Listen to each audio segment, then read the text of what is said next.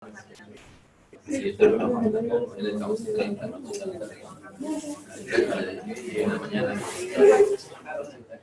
Sí, Laura le mandó un mensaje a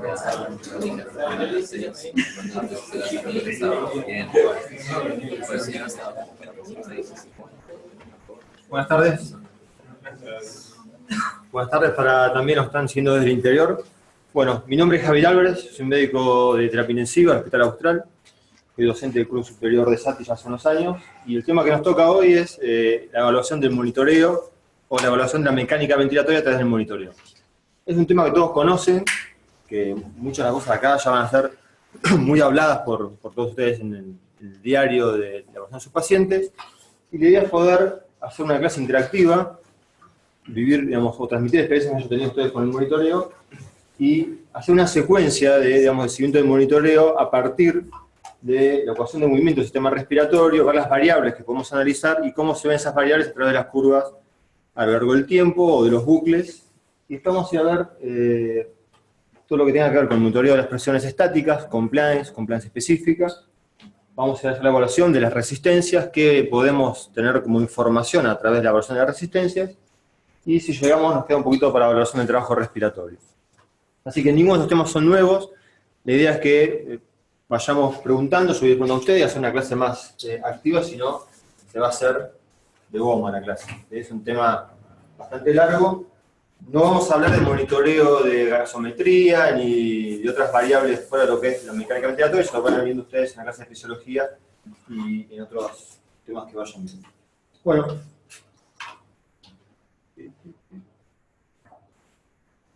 Para empezar, una breve descripción de lo que es el monitoreo. Es la evaluación continua o intermitente en tiempo real del estado fisiológico del paciente. Y esto nos permite generar muchas utilidades, ¿sí? En primera instancia, permite identificar los procesos fisiopatológicos y tomar decisiones sobre los tratamientos a seguir. Permite valorar respuestas a intervenciones terapéuticas. Permite detectar eventos adversos, complicaciones asociadas al uso del ventilador. Permite ir mejorando o mejorar las estrategias ventilatorias ya implementadas. Evitar la injuria asociada a la ventilación mecánica, ¿sí? Evitar reducir las complicaciones asociadas al uso de la ventilación mecánica y evaluar la progresión de la desconexión del paciente al ventilador. Hay un punto muy importante que es el monitoreo, que tiene que ver con el manejo y la detección, detección y manejo de las asincronías. Va a haber una clase específica que va a dar el doctor Martín Lugaro. Va a haber una clase específica también de valor esofágico. Así que vamos a dedicar principalmente al monitoreo de las curvas de presión, volumen y flujo en el tiempo y los bucles. Todo el monitoreo que hagamos con el paciente ventilado tiene una premisa básica. Nuestro primer objetivo siempre es valorar el estado clínico del paciente. Le habrá pasado más de una vez que entran a la habitación y el primer foco de atención es el respirador. Ya sea porque queremos valorar una estrategia ventilatoria que implementamos, ya sea porque esté sonando una alarma, porque el paciente es desacoplado. Y la primera reacción que tenemos habitualmente es ir a manipular el respirador. Bueno, esto tiene que ser invertido. Siempre vayan primero a ver el paciente, ¿sí? La evaluación clínica es esencial. Y con la clínica que tenga el paciente, iremos a valorar si hay un problema en la estrategia ventilatoria que implementaron, si hay un problema en el funcionamiento del ventilador y cómo ajustarlo. ¿Van a tener su plan? ¿Ya hicieron el módulo de sedación y analgesia ustedes? No, lo van a tener después. Van a ver cuando vean sedación y analgesia, algo que tampoco es nuevo para ustedes, ¿sí? Pero siempre la prioridad está en el paciente, ¿sí? Y adaptar el ventilador, adaptar la estrategia ventilatoria a la necesidad del paciente y no el paciente al ventilador o a la sedación, salvo excepciones, ¿sí? Que llaman a su clase específica, que es el respiratorio, o pacientes con asma aguda grave, o EPOC muy severos, o pacientes con otra patología fuera del pulmón que tendrán que buscar estrategias específicas que solamente se logran adaptando al paciente al ventilador. Bajo volúmenes corrientes, baños de reclutamiento, alto nivel de PIB, inmersión endocraniana, trauma abdominal con el abdomen abierto, son situaciones específicas que salen de lo que es el ventilador. Con lo cual, siempre jerarquicen el monitoreo clínico de los pacientes y no se olviden que es la prioridad número uno y que va asociado este monitoreo a lo que ustedes van a ver en la clase de hoy. Ahí hay dos enfermeras, tanto la enfermera como el kinesiólogo tienen un rol fundamental en el manejo de estos pacientes y la idea es que trabajemos en equipo para poder lograr la buena evolución del paciente. Bueno, mecánica ventilatoria. Básicamente se refiere a las características del sistema respiratorio, ¿sí? Que influyen en la facilidad o dificultad que tengamos para lograr la ventilación. Este es un término para poder hacerlo más dialogado, pero básicamente estas características se refieren a la impedancia del sistema respiratorio y está bien desarrollado en la ecuación de movimiento del sistema respiratorio. ¿Esto ya lo vieron en fisiología? ¿Alguien puede definir qué es la ecuación de movimiento del sistema respiratorio y qué información nos brinda? ¿Qué información nos da? Acá empieza la parte que hablan ustedes antes de que se duerman. Sobre todo en el fondo, que vas a apoyar la cabeza y clavás ahí. Bien, ecuación de movimiento del sistema respiratorio. ¿Qué información nos da? Las propiedades elásticas y resistivas, o sea, la impedancia. Bien, y si tuvieras que definir, ¿para qué te sirve? Bueno, te sirve la información de las resistencias elásticas, o estáticas y las dinámicas, pero ¿qué información te está dando? Vamos a ir al lado.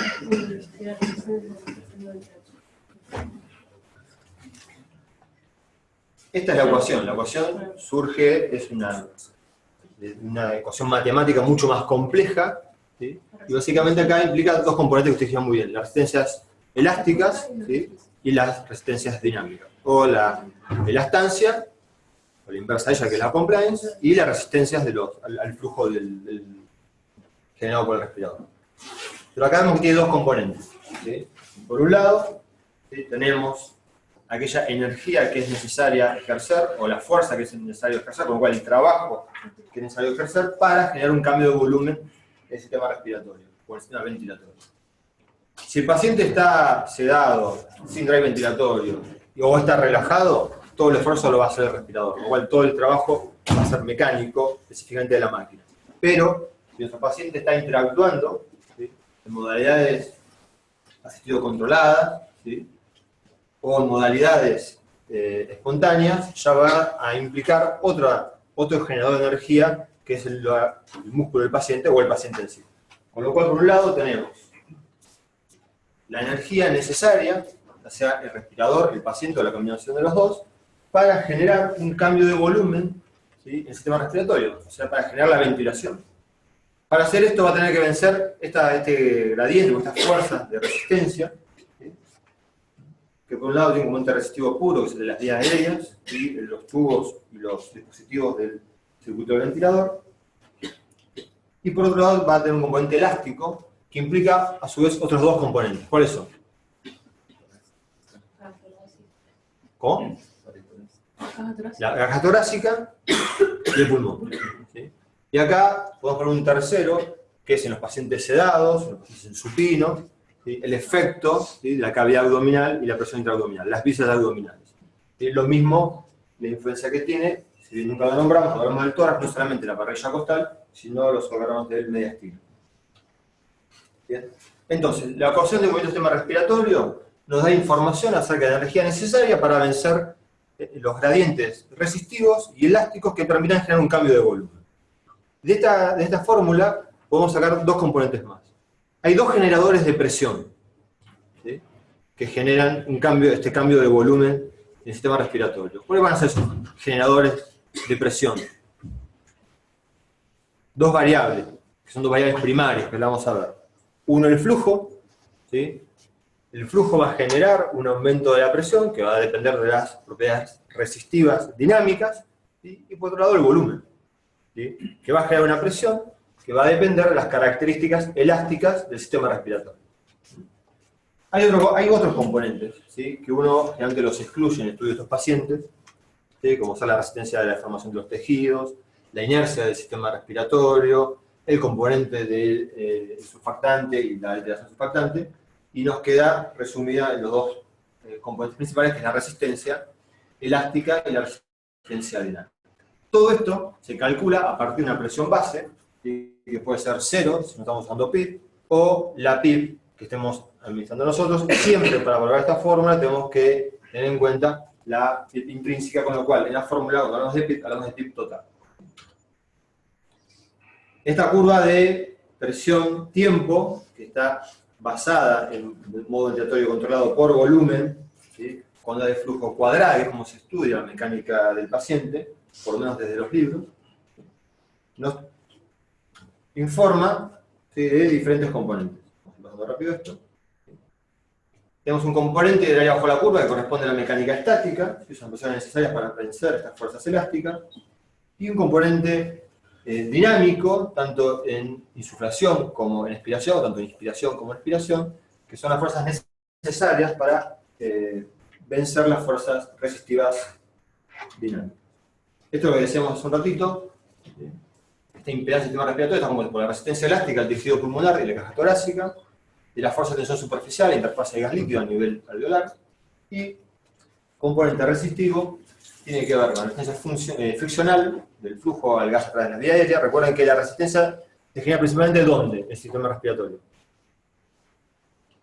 ¿Sí? Desde la vía aérea, tráquea, bronquios, tejido. Los bronquios. La vía aérea. ¿Qué parte de la vía aérea que genera la principal resistencia? Bien.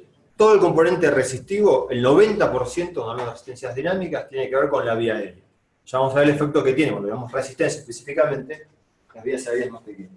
Pero cuando hablamos de resistencia hablamos de toda la vía aérea, ¿sí? Tráquea, bronquios terminales, y de algo más, que habitualmente nos olvidamos. ¿Qué más? ¿Qué otro elemento genera resistencia, ¿sí? Para generar un cambio de volumen? Que no es el parénquima pulmonar y que no es la vía aérea. El tubo traqueal, ¿sí? Y esto es muy importante. Por eso muchas veces van a escuchar que le dicen, bueno, es un paciente POC, ponerle un tubo número 9, un 8,5, o al revés, es un paciente que tenía una vía dificultosa y tiene un tubo número 7 y ahora está en el proceso de destete y tiene aumento de trabajo respiratorio.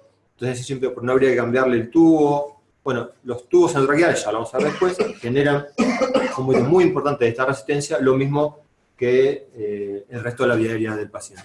El principal determinante de la resistencia, como sobre todo en los flujos laminares, y más marcado en los turbulentos, es el radio, ¿sí? En este caso de la vía aérea. ¿Vamos? Bien. Después tenemos la resistencia friccional, la deformación, la resistencia viscoelástica, ¿sí? Y la inercia asociada al movimiento del gas y los tejidos. Habitualmente esto tiene más impacto en pacientes que tienen una alta frecuencia respiratoria, o en pacientes con patología muy severa, o en pacientes más pequeños, ¿sí? En pediatría o en los recién nacidos. Bueno, esto es lo mismo. A partir de la ecuación del movimiento del sistema respiratorio, ¿sí? No solamente sirve para valoradores, sino que también lo vieron en modos, permite da origen inicialmente a la clasificación de los modos, pero para lo que es nuestro interés hoy, nos permite analizar cada una de las variables, ¿sí? Y vamos a dividir en variables primarias, que son aquellas variables que uno puede medir en forma directa, que son básicamente la presión, el flujo y el volumen, que por otro lado son los determinantes del modo ventilatorio, y por otro lado las mediciones secundarias, que surgen de la medición de estas mediciones primarias, y son la elastancia o la compliance, y la resistencia al sistema respiratorio. Entonces vamos a ir viendo primero las mediciones primarias. Estas mediciones primarias las vamos a estudiar en las curvas asociadas al tiempo, y vamos a empezar a hablar de las mediciones secundarias. Vamos a ver los gráficos, como decía recién, presión, flujo y volumen en el tiempo.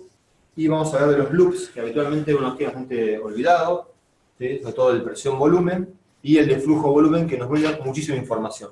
El presión-volumen, para todos es muy conocido, sobre todo en la patología del respiratorio, permite identificar bastante bien el tipo de mecánica pulmonar que tenemos. No siempre se hace, en una época era más frecuente hacer para investigación la técnica de la superjeringa. Nosotros, los que tenemos más años de terapia intensiva, hacemos la técnica de la desconexión del paciente ventilador con volúmenes variables. Después empezamos a usar estos volúmenes variables sin desconectar el respirador, midiendo la presión plató. Y por último empezaron a venir los respiradores microprocesados, que ustedes ya conocen, que permiten calcular la curva de presión-volumen a flujo lento. ¿Sí? Y hoy prácticamente, no sé si ustedes la miden habitualmente, ¿realizan la curva de presión-volumen en sus terapias? 23 sí. ¿Qué técnica usan para medirlo? Lo que vemos en el monitor, ¿no? El monitor, la que te da el respirador. Claro, que te da ¿Sí? el maquet. Claro, perfecto. Ahí acuérdate que esa es una curva que es dinámica, que uno puede, en cada respirador, el maquet, el Movemo y otros respiradores también lo hacen, uno puede programar, ¿sí? La variación de volumen, ¿sí? La presión máxima que se va a utilizar, y a partir de eso, realizar una curva de presión-volumen con flujo lento. Así que básicamente lo que quita es el componente resistivo. ¿De qué componente? De la vía aérea mayor, sobre todo, que no se deforma, con lo cual uno podría, con uno de flujo cuadrado, interpretar que está haciendo una curva de presión-volumen adecuada. Bueno, vamos a verla después, pero salvo la del respirador, que ya lo hace en forma automática, el resto de las mediciones llevan mucho tiempo. ¿sí? Son complejas, hacen que separar al paciente del respirador, pero bueno, son estrategias muy importantes para poder valorar la mecánica. ¿Sí? Y hablar de los loops, que dan muchísima información, no solamente en patología como el distrés, sino también en pacientes obstructivos o en el manejo cotidiano. Definiciones básicas de lo que es la presión. ¿Sí? La presión de la vía aérea es la fuerza aplicada por el ventilador sobre el sistema respiratorio, implica que se está generando trabajo cuando genera un cambio de volumen. El flujo, que es básicamente la velocidad del gas inspirado o expirado. Esto no es un término profundo de lo que es el gas, de lo que es el flujo, pero para entenderlo y hacerlo en forma práctica es la definición que estamos dando. Y el volumen es la cuantificación del gas inhalado o exhalado, y básicamente recuerden que los ventiladores controlan ¿qué cosa? ¿Flujo o volumen? ¿Flujo o volumen? Flujo. ¿Sí? Porque a veces genera confusión. El modo ventilatorio, ventilación controlada por volumen, si en realidad nos está dando la información a través de volúmenes, pero lo que están calculando permanentemente, los respiradores son generadores de flujo, lo que están calculando es el flujo, y en base al flujo, ¿sí? Calculan el volumen, tanto inhalado como el exhalado. Bien. Siguiendo con las definiciones, la presión en la vía aérea, ¿sí? En general, nos puede dar información, dependiendo que el paciente esté en ventilación activa, o ventilación pasiva o ventilación espontánea, nos puede informar acerca de la mecánica ventilatoria, cuando esté con ventilación pasiva, y en ventilación activa, con esfuerzo inspiratorio, nos va a hablar también sobre el trabajo que está realizando el paciente para generar un cambio de volumen. ¿Cómo debemos hacer las mediciones? ¿Cómo hacen ustedes las mediciones? ¿Sí? Van a la mañana o a la tarde, evalúan a su paciente y dicen, bueno, quiero que hagas una evaluación de la curva presión-tiempo en ventilación controlada por volumen. Si quiero que calculen la presión plató. ¿Cómo lo hacen habitualmente? ¿Qué tipo de modo usan? ¿Qué onda de flujo? ¿Lo sedan? ¿Lo relajan? ¿Dejan que ventile espontáneamente? ¿Que no? ¿Cómo hacen? Estar sedado, anestesiado, depende del paciente, incluso bloqueado. Bien. Curva cuadrática, ventilación controlada, volumen controlado, perdón. Una cosa inspiratoria, Bien. ¿Todos hacen lo mismo? sí. ¿Es posible usar otra estrategia ventilatoria o otro tipo de onda para medir la plató, en este caso? ¿Dónde son? ¿Ustedes? ¿Dónde son? De Fernández. De Fernández. ¿Cómo hacen ustedes? También la presión ¿Como cuadrada? sí, Perfecto. ¿También? ¿Hacen lo mismo? Bien. Lo que está descrito en todos lados, ¿sí? De los libros, de los trabajos, es que para hacer las mediciones de las propiedades respiratorias, de la mecánica ventilatoria, tenemos que usar el modo controlado por volumen, ¿correcto? Tenemos que usar onda de flujo cuadrada, sobre todo para hacer una pausa inspiratoria, tener al paciente sedado y relajado. Pero eso también genera que, entonces, la mayoría de los pacientes que tenemos nosotros, en algún momento no lo podemos monitorizar. Porque están describiendo, ¿sí? Al típico paciente con estrés respiratorio grave, al paciente o moderado, al paciente con un EPOC severo, al asmático. ¿Qué usan habitualmente? ¿Onda de flujo desacelerada o cuadrada? En BCL. Desacelerada. Es interesante. Entonces ya la onda más utilizada hoy por todos, que es desacelerada, por los libros no lo podemos utilizar como una estrategia de monitoreo. Cuando ponen pausa inspiratoria, ¿qué pausa inspiratoria están poniendo para la medición? Más o menos. 0,5. Lo que dicen los libros es que tiene que ser entre 2 y 3 segundos. 2 segundos. Bien. ¿Todos los pacientes están relajados? Ustedes, un paciente que está con un distrés moderado, más de 150 de PAFI, ¿lo relajan? No. ¿Un distrés un leve? ¿Lo relajan? No. ¿Lo van a relajar cada vez que tengan que medir? ¿Cuál es el impacto de uso de relajantes musculares en terapia en cuanto a la morbilidad? Debilidad muscular, no mecánica. Bueno.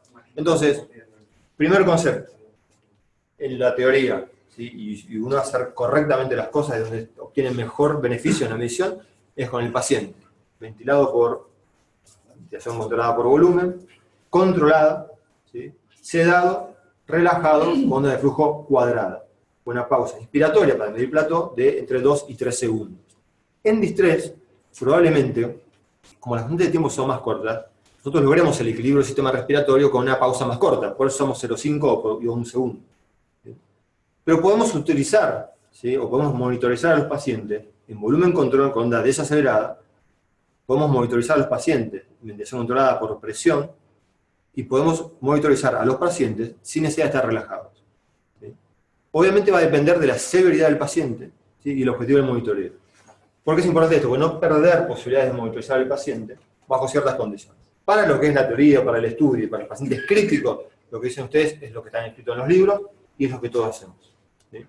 Pero muchas veces implica cambiar de modo al paciente, ¿sí? Estén ventilados por presión, no solamente lo cambian de modo, sino que tienen que cambiar la parte de onda, pasando de onda desacelerada en presión control, la ventilamos con onda de flujo cuadrada en BCB, tienen que relajarlo, y no siempre los pacientes se benefician, ¿sí? Con esta estrategia de cambiar de modo y relajarlo. ¿Sí? Pero para los que es la teoría de los exámenes, es correcto lo que están diciendo ustedes, vamos a ver después que podemos tener unas alternativas de monitoreo. En cuanto a las condiciones de registro, ventilación pasiva con flujo constante, registro de presión en tiempo, y siempre asociado en BCB a la onda de flujo. Bueno, vamos a la primera medición. Medición primaria, presión, asociada al tiempo. ¿Cuál es la utilidad que nos da? Muchísimas. ¿Sí? Desde el monitoreo de la mecánica ventilatoria, nos permite saber qué pasa con su compliance pulmonar, qué pasa con la resistencia, nos permite hacer el diagnóstico de tratamiento aéreo, de obstrucción de la vía aérea, valorar la respuesta al tratamiento instaurado, en el caso de, por ejemplo, pacientes con EPOC o asma con tratamiento broncodilatador, permite valorar la mecánica, como decimos recién, tener el modo ventilatorio y diagnosticar asincronía. Eso que está puesto ahí es un ejemplo de una curva típica, de nuevo, todo lo que ustedes estudien y lean en monitoreo y modos controlados por volumen son ondas de flujo cuadrada, ¿sí? Que genera qué tipo de onda de presión. ¿Se acuerdan? Ustedes ya vieron modos, ¿no? Sí. En ventilación controlada por volumen. Ventilación controlada, ¿eh? El paciente no está haciendo nada. La onda de flujo cuadrada. ¿Qué tipo de onda de presión genera? Esta, ¿sí? Acelerada. En sus ondas, cuando ventilan ustedes habitualmente, lo tienen con onda de flujo desacelerada, que es lo que usamos habitualmente todos nosotros. ¿Cómo es la onda de presión? ¿Es igual a que esta? No. ¿Sí? Suele ser una onda que tiende a ser más cuadrática, ¿sí? Que va a ir modificándose en las formas según haya cambios en las resistencias o haya cambio en el componente activo elástico o en el dinámico. Pero cuando ustedes estudien, van a ver siempre esta curva. Pero en la práctica, el que más van a utilizar son ondas de flujo desacelerada. La onda de presión es totalmente diferente a esta, ¿sí? Y va a ver que las modificaciones asociadas a las resistencias elásticas o dinámicas también generan cambios en la curva diferentes que. Vamos a ver una foto. Muy bien. Vamos a estudiarlo de diferentes modos, ¿sí? Ventilación controlada por volumen y ventilación controlada por presión. En ventilación controlada por presión, la onda de presión-tiempo es donde más información nos brinda. ¿Por qué? Ahí, pero ¿por qué será eso? ¿Cuál es la variable de control en ventilación controlada por volumen? ¿Cuál es? Pregunto de nuevo, capaz no pregunté bien. En ventilación controlada por volumen, ¿cuál es la variable de control? La que ustedes programan y no se modifica. La de volumen. Es fácil porque te lo dice el mismo nombre. BCB, ventilación controlada por presión, sabes que es la presión y el volumen. Bien. ¿Qué significa que en modo ventilación controlada por volumen, la variable de control, ¿sí?, sea la que ustedes programan? ¿Qué implica eso? Que ante cambios en la impedancia del sistema respiratorio no se va a modificar. Pero además, ustedes programan algo que no va a cambiar con la impedancia, o los cambios en la impedancia, que es la onda de flujo. En volumen control, la onda de flujo da muy poca información, lo mismo que la onda de volumen. ¿Sí? Probablemente la de volumen da un poquito más. La verdadera curva que nos permite interpretar la mecánica del paciente es la de presión-tiempo. ¿Por qué? Porque es variable. Es la variable dependiente. ¿Sí? ¿De qué depende? De los cambios en la impedancia del sistema respiratorio y los cambios en la ventilación, el tipo de ventilación que haga el paciente, y esa sí nos dará información permanentemente. En ventilación controlada por presión, ¿sí? ¿Cuál es la variable de control? Presión. ¿Va a dar mucha información esta onda? No tanto. ¿Pero qué ondas nos pueden dar información? La de flujo, que es la variable. Es la variable dependiente, me quedo cortado. La variable dependiente. Entonces, ahora que vamos a empezar a estudiar las curvas, tenemos que tener en cuenta cada modo ventilatorio, ¿sí?, qué programa y cómo funciona. Entonces, en ventilación controlada por volumen, la variable de control es el volumen. La onda de flujo la programan ustedes y no se modifica. Ni el volumen ni la onda de flujo con la impedancia del sistema respiratorio. ¿Cuál se modifica? La de presión. ¿Dónde tenemos que buscar información? En la de presión, asociada a la curva de flujo. Ya vamos a ver por qué. La de volumen va a dar información, si el paciente tiene atrapamiento aéreo, o si tiene algún tipo de fuga, o si tiene una fístula bronquiopleural, tiene el LEC por ahí, no da información. Pero si uno busca información de la mecánica en BCB, la onda a buscar es la de presión. Y si vas a ventilación controlada por presión, la onda que te da la información va a ser la de flujo. ¿Sí? Porque la presión va a ser fija. Entonces ya saben, primer paso, sepan qué modo está, cómo funciona cada modo y qué lo tienen que ir a buscar en el monitoreo. Cuando programen las curvas de sus respiradores, pues si tienen las tres curvas a poner, bárbaro, pongan la de presión, volumen y flujo en tiempo, ¿sí? Y agreguen los bucles.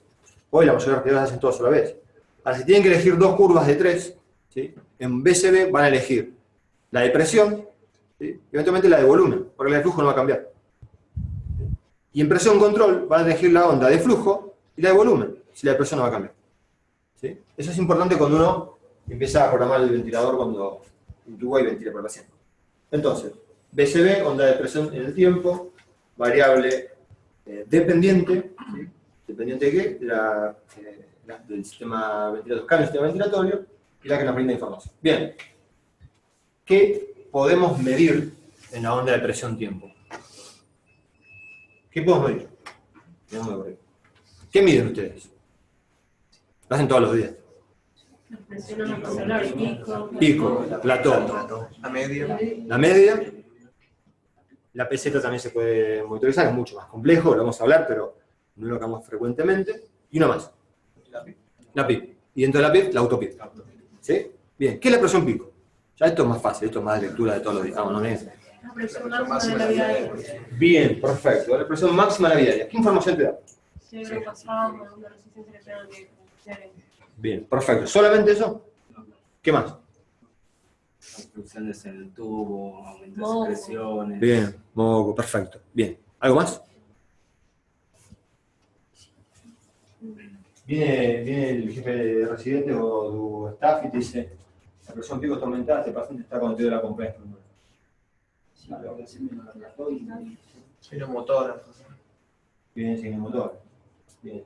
Y signomotora que está modificado, que está alterado. más la pico que la meseta. Más la pico que la meseta. Vamos a ver. Vamos a ver. Mirá. Para no generar confusión. Cuando habla de presión pico, uno está acostumbrado a decir presión pico resistencia. Sí. Resistencia dinámica o elástica. O las dos. La presión pico es la máxima presión generada en el sistema respiratorio durante la expiración, ¿correcto? ¿Sí? Cuando dicen máxima es la sumatoria de. La resistencia está en serie.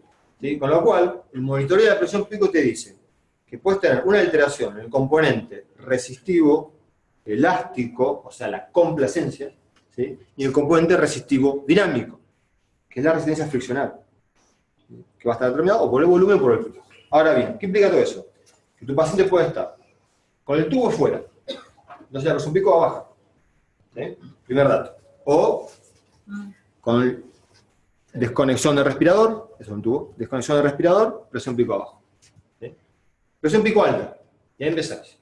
Se tapó el tubo con moco, se tapó con sangre, se acodó el tubo, lo está mordiendo, ¿sí? Y desatura, y tenés que relajarse. Está mordiendo el tubo, se acodó el tubo por otra causa, ¿sí? Está con secreciones, ¿sí? Está con broncoespasmo, hizo una telectasia, tiene una neumonía nueva, tiene derrame pleural, tiene un hemotórax, ¿sí? Entonces evalúa o está haciendo esfuerzo inspiratorio. Entonces, la presión pico, es verdad, es la máxima presión en la vía aérea, y lo que mide básicamente es el componente resistivo elástico y dinámico. ¿Sí? También valora, ¿sí? El esfuerzo del paciente, y depende de estas variables y del volumen que estemos utilizando. Nos da mucha información. Entonces, máxima de presión positiva, es la presión requerida para ingresar el flujo a través de la resistencia ofrecida por las vías aéreas y por el gas que atraviesa los alveolos. Y acá tenemos los dos componentes que generan presión, ¿sí? El flujo a través de la vía aérea, ¿sí? Y el volumen cuando llega al alveolo y genera la distensión pulmonar. Representan tanto la resistencia al flujo aéreo como la resistencia elástica al sistema respiratorio. Y depende de lo que estaba acá, la compliance, la resistencia a la vida artificial y el esfuerzo del paciente. O sea, nos brinda información general.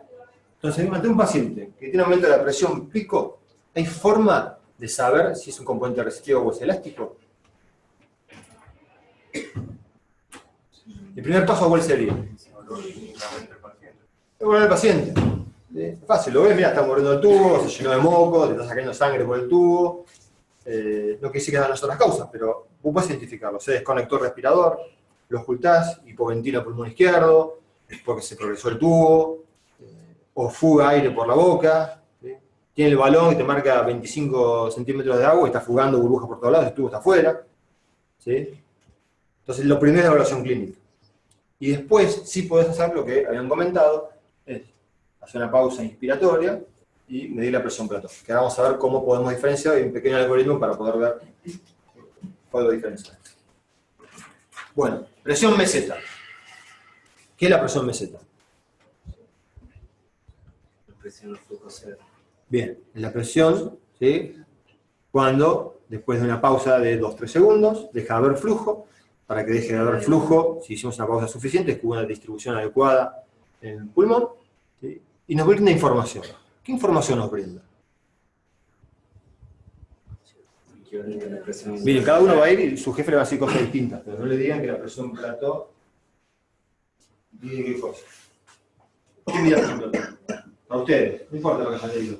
Usted tiene 35 de presión plató. No importa que sea alto o bajo, pero ¿qué está midiendo? La presión de los Quiere la alveolos. presión. La presión alveolar. Bien. ¿Qué otra es correcta? Pero ¿qué otra interpretación estamos dando también? ¿Qué nos dice la 35 de plató? Bien, es una herramienta para medir compliance. Sí, te sirve como parte de una herramienta para medir la compliance. Bien. ¿Es la presión alveolar? ¿Es la presión transpulmonar? No. No. ¿Sí? Puede haber normal, una plató y con una transpulmonar. Perfecto. Pero vamos a ver con unas diapositivas. ¿Sí? Técnicamente informa, como decían acá, la presión alveolar.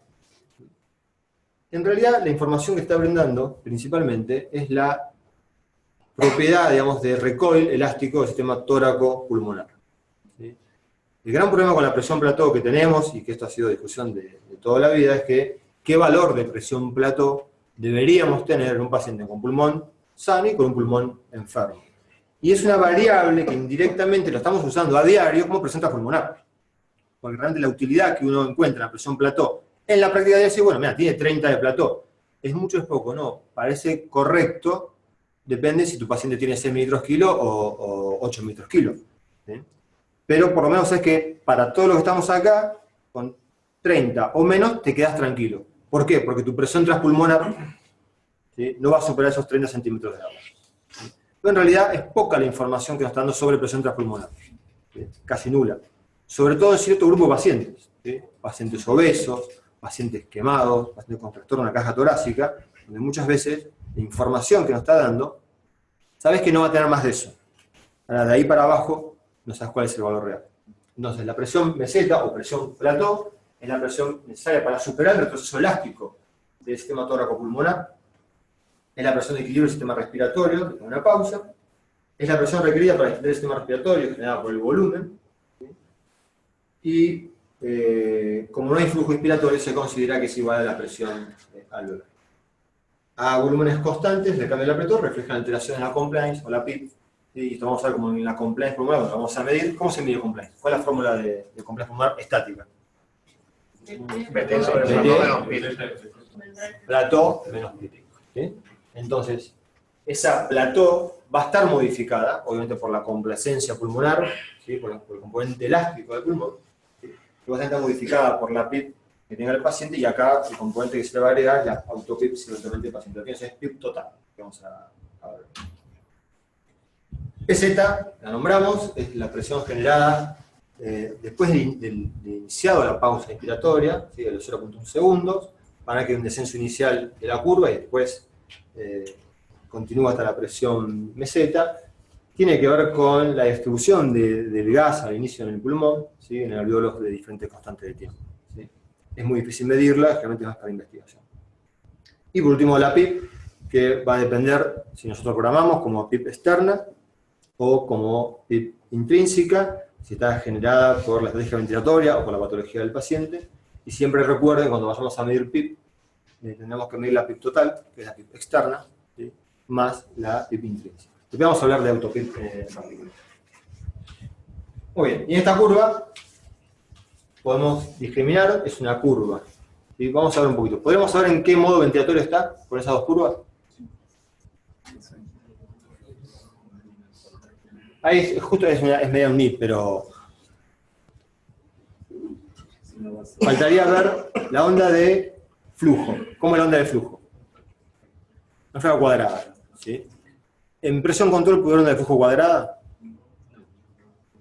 No es la onda de flujo cuadrada, excepto que el paciente tenga cierta patología que le va a dar una tendencia cuadrática, pero la onda de flujo es desacelerada y exponencial. ¿Sí? Con lo cual, el único modo ventilatorio que vamos a dar una onda de flujo cuadrada es en BCB. Ya esto vamos a empezar fácil para ver qué modo está. Y la onda de presión que vemos arriba es secundario a cómo se produce el ingreso de volumen. ¿Qué significa tener una onda de flujo cuadrada? ¿Qué información está dando? Claro, no sé. Nos dice que el ingreso de volumen, ¿sí?, a lo largo del tiempo es constante. Y que por cada unidad de tiempo se genera un cambio de una unidad de volumen. Y eso nos va a meter mucha información después cuando veamos el stress index y otras variables. Bien, ahí está discriminado la presión pico, ¿sí?, que es la máxima de flexión durante la inspiración, que no siempre va a estar al final de la inspiración. Ustedes van a leer, se ve en BCB, sí, perfecto, en volumen control, onda de flujo cuadrada, la presión pico va a estar al final de la inspiración. Entonces, ustedes usan una onda de flujo desacelerada, muchas veces puede estar al inicio. Y va a depender de los cambios en la impedancia del sistema respiratorio. Entonces, la peseta, que es la primera deflexión positiva después de la pico, y por último la presión plato. ¿Hay algo que le llame la atención? La onda de flujo. Bien, hay una pausa, correcto.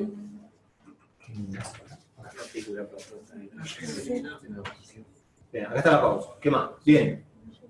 El flujo no llega a cero. ¿Qué es ese fenómeno que están viendo?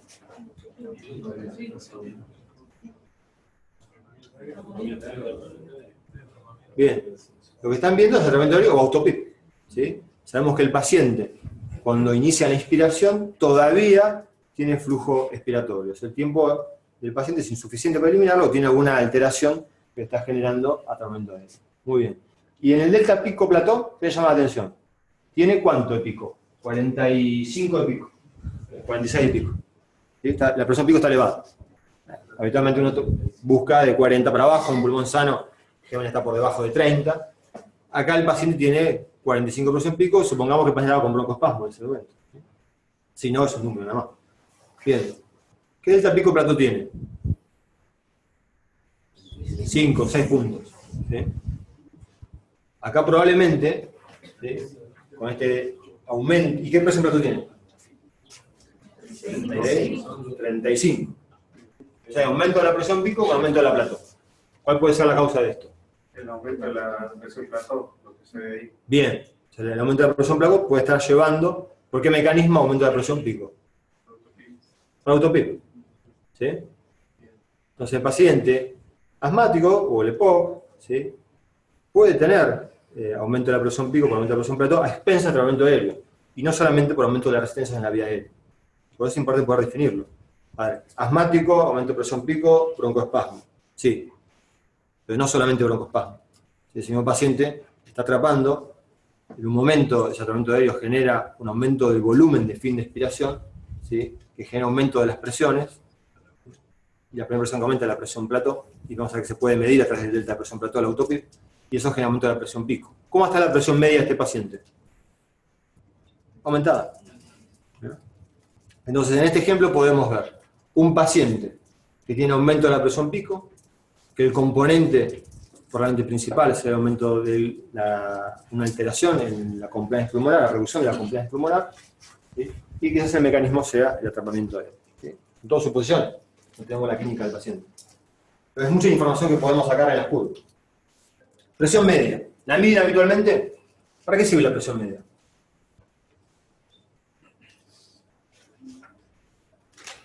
¿Pediatras hay? ¿Alguien que haga pediatría? Nada. Bueno, es más fácil. Presión media. Es la presión promedio del sistema respiratorio. Inspiración, expiración. ¿Sí? Bueno, no sé si la verdad que con eso no dice mucho. En condiciones de ventilación pasiva y con resistencias inspiratorias y expiratorias iguales, esto es muy importante. En el EPOC y en el asmático lo hace mucho más complejo, lo mismo que en el estrés severo, podemos mirar con exactitud. pero inicialmente correlaciona con la presión alveolar media, ¿sí? Y esto a su vez con el volumen pulmonar. Si correlaciona con el volumen pulmonar, podemos pensar que correlaciona con el volumen de fin de expiración o la capacidad reserva funcional, y es un determinante, o brinda información acerca de la capacidad de oxigenar que tiene nuestro pulmón, ¿sí? Una vez estabilizado el cuerpo del paciente, la presión media es un determinante muy importante de oxigenación, por la información que nos está dando.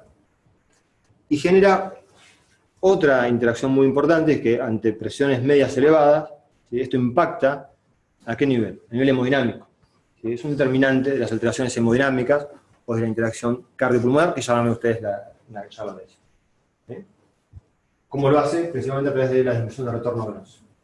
Entonces, la presión media de la vía aérea, que nos dan en forma automática la información de los ventiladores, nos brinda información acerca del grado de oxigenación, acerca de la posible interacción corazón-pulmón, y desde hace muchos años en pediatría, en neonatología y muchos trabajos ya en adultos, lo podemos utilizar como una variable de oxigenación puntual, a través de la fórmula de índice de oxigenación, ¿sí? El índice de oxigenación, que si acá alguien hace ECMO, ¿cómo se hace ECMO? Bien, se utiliza, ¿sí? Como, entre tantos protocolos que puede haber, como una herramienta para definir si su paciente tiene que ingresar o no a ECMO. Generalmente índice de oxigenación mayor a 20, sobre todo mayor a 30, ¿sí? Son indicaciones de ECMO porque hablan de severidad. Cuanto mayor es el índice de oxigenación, ¿sí? Mayor es el grado de impacto o de enfermedad pulmonar. Entonces se usa para valorarlo como usamos la PAFI, o la -A, o la SAFI. Bueno, en pediatría hace muchos años que usan el índice de oxigenación y en adultos se está usando cada vez más. ¿Cuáles son los determinantes, a su vez, de la presión media viaria? ¿Qué es lo que va a impactar más sobre esta presión? El nivel de PIB, ¿sí? Y la relación del tiempo inspiratorio y expiratorio. Entonces, cuando ustedes programan el ventilador, sus niveles de PIB van a modificar la presión media alveolar, la presión IE va a modificar la presión media alveolar. Si ustedes se fijan cómo ventilan un paciente distresado, ¿sí? Vamos a hablar de uno severo para entrar en discusiones si es PIB alta o baja, pero usan en un distrés severo muchas veces PIB alta. Esto actúa sobre la presión media de la vía aérea y nos va a dar información sobre el volumen pulmonar que está siendo ventilado. Entonces es una variable interesante para tener en cuenta. Bueno, lo mismo que veíamos recién. Entonces, ¿qué podemos medir en la onda de presión-tiempo, presión pico, presión plató, presión media de la vía aérea y PIB? PIB externa, la vamos a estar midiendo de forma continua, y PIB intrínseca y a su vez PIB total. Todo esto nos brinda la información que podemos nosotros pedirle. A través de estas mediciones vamos a estudiar la mecánica del sistema respiratorio con la compliance y la resistencia. No solamente es importante lo que ustedes puedan medir en números, sino también la morfología que tenga la curva. Y vamos a ir viendo cómo se va modificando la curva cuando se modifica la lactancia la impedancia del sistema respiratorio. Bueno, de a poco. ¿Sí? ¿Venimos bien? Bueno, acá no hace mucho calor igual, ¿no? No. Con la onda de presión-tiempo podemos valorarla en sus dos componentes, ¿sí? El componente inicial de la onda de presión-tiempo, ¿qué información nos da? A ver, lo marco con esta parte. Esta parte de la curva.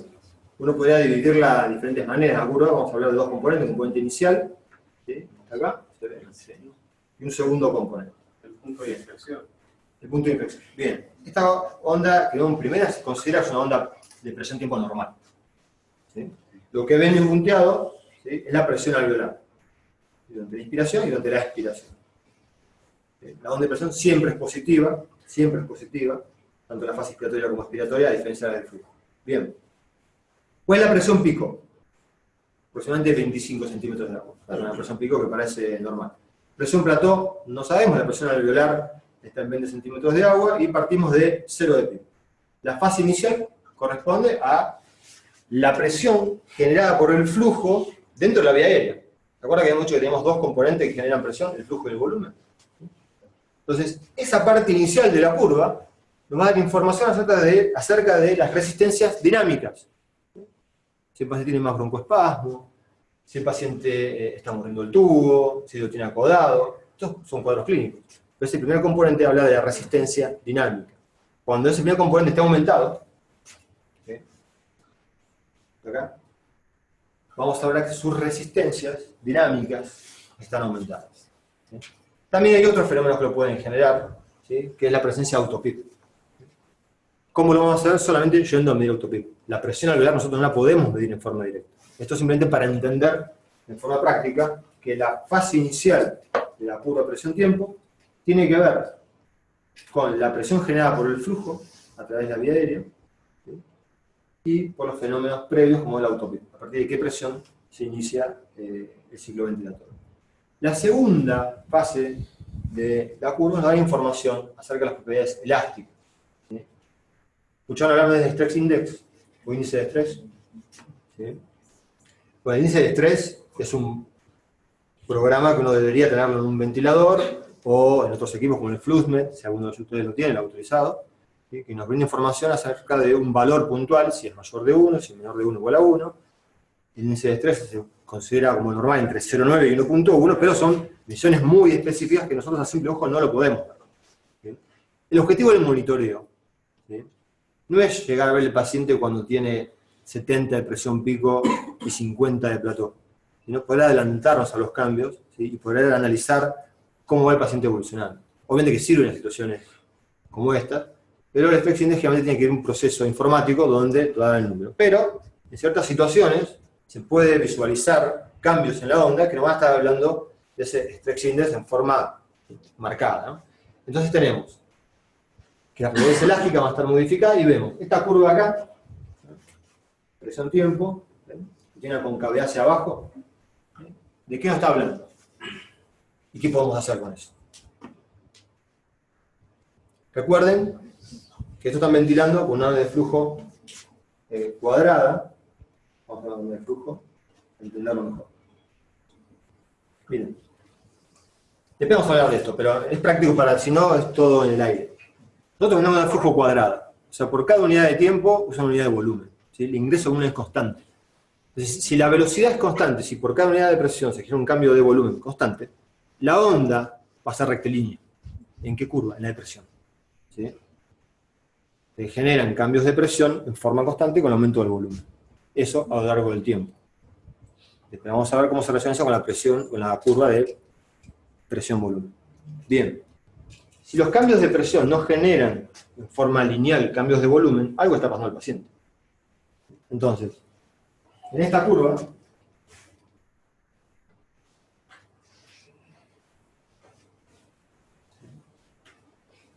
el volumen no está aumentando de la misma manera que la presión. Y probablemente tenga que ver con que estamos en una etapa de posibilidad de reclutar al paciente generándole más PIB. ¿Sí? Se llama reclutamiento Taylor. Ese paciente probablemente tengamos que ajustar y aumentarle un poquito la PIB para mejorar el reclutamiento. La otra onda, ¿sí? Que hace una pancita, una convexidad hacia abajo, nos habla de sobredistensión. Cambios de volumen generan aumentos elevados, perdón, cambios de presión generan cambios elevados del volumen. ¿Sí? Esto a lo largo del tiempo. O lo que están viendo acá, que es el cambio de volumen, que genera mayor aumento de la presión en la unidad de tiempo. Entonces, una onda de flujo, perdón, presión-tiempo con concavidad hacia abajo, nos habla de reclutamiento Taylor, la posibilidad de generar más presiones en la vía aérea. Una onda de presión-tiempo con una onda convexa hacia abajo, nos habla de sobredistensión. Esto siempre en pacientes que están, ¿cómo es esta curva? El paciente está acá. ¿Sí? ¿Está controlado o está ventilando de forma espontánea? La onda de presión. ¿Cómo se inicia? Está controlada, ¿sí? No tiene deflexión negativa, con lo cual este paciente está controlado. ¿Okay? Entonces, ¿se acuerdan que habíamos hablado que la presión nos da información cuando el paciente está sedado o ventilando de forma pasiva de la mecánica? Ese es lo que estamos viendo. ¿Sí? Toda esta información. Sí. Sí. La primera curva Sí. quiere decir que el volumen no es el suficiente para... Claro. Vos podés generarlo de diferentes maneras. Podés decir, mira, tengo posibilidad de reclutarlo con más presión. ¿Sí? No hay un aumento lineal. ¿Sí? No estás en la parte lineal, después vamos a hablar en Stress Index, pero es para entender un poco más. Esto de dónde viene del estudio de la onda, ¿sí? De presión-volumen. ¿Sí? De presión-volumen. De ahí inferís que a lo largo del tiempo, ¿sí? Que es la variable que ahora estás midiendo, vos podés sacar este índice. ¿Bajo qué condiciones? Siempre que tengas una onda de flujo cuadrada. ¿Por qué? Porque el ingreso de volumen y el aumento de presión es constante. ¿Sí? Si no, lo puedes hacer.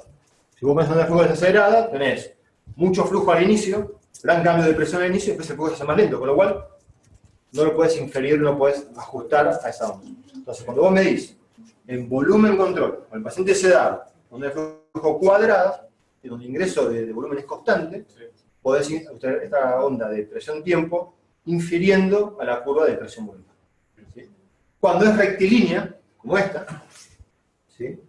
Como es esta acá, bien recta, vos estás infiriendo que estás en el sector más rectilíneo de la curva presión-volumen, ¿sí? Con mejor compliance. Cuando estás, bueno, ya vamos a hablar ahora de ese tema porque así no se confunden, más de lo que puede estar con todo esto. Esta es la curva de volumen-presión.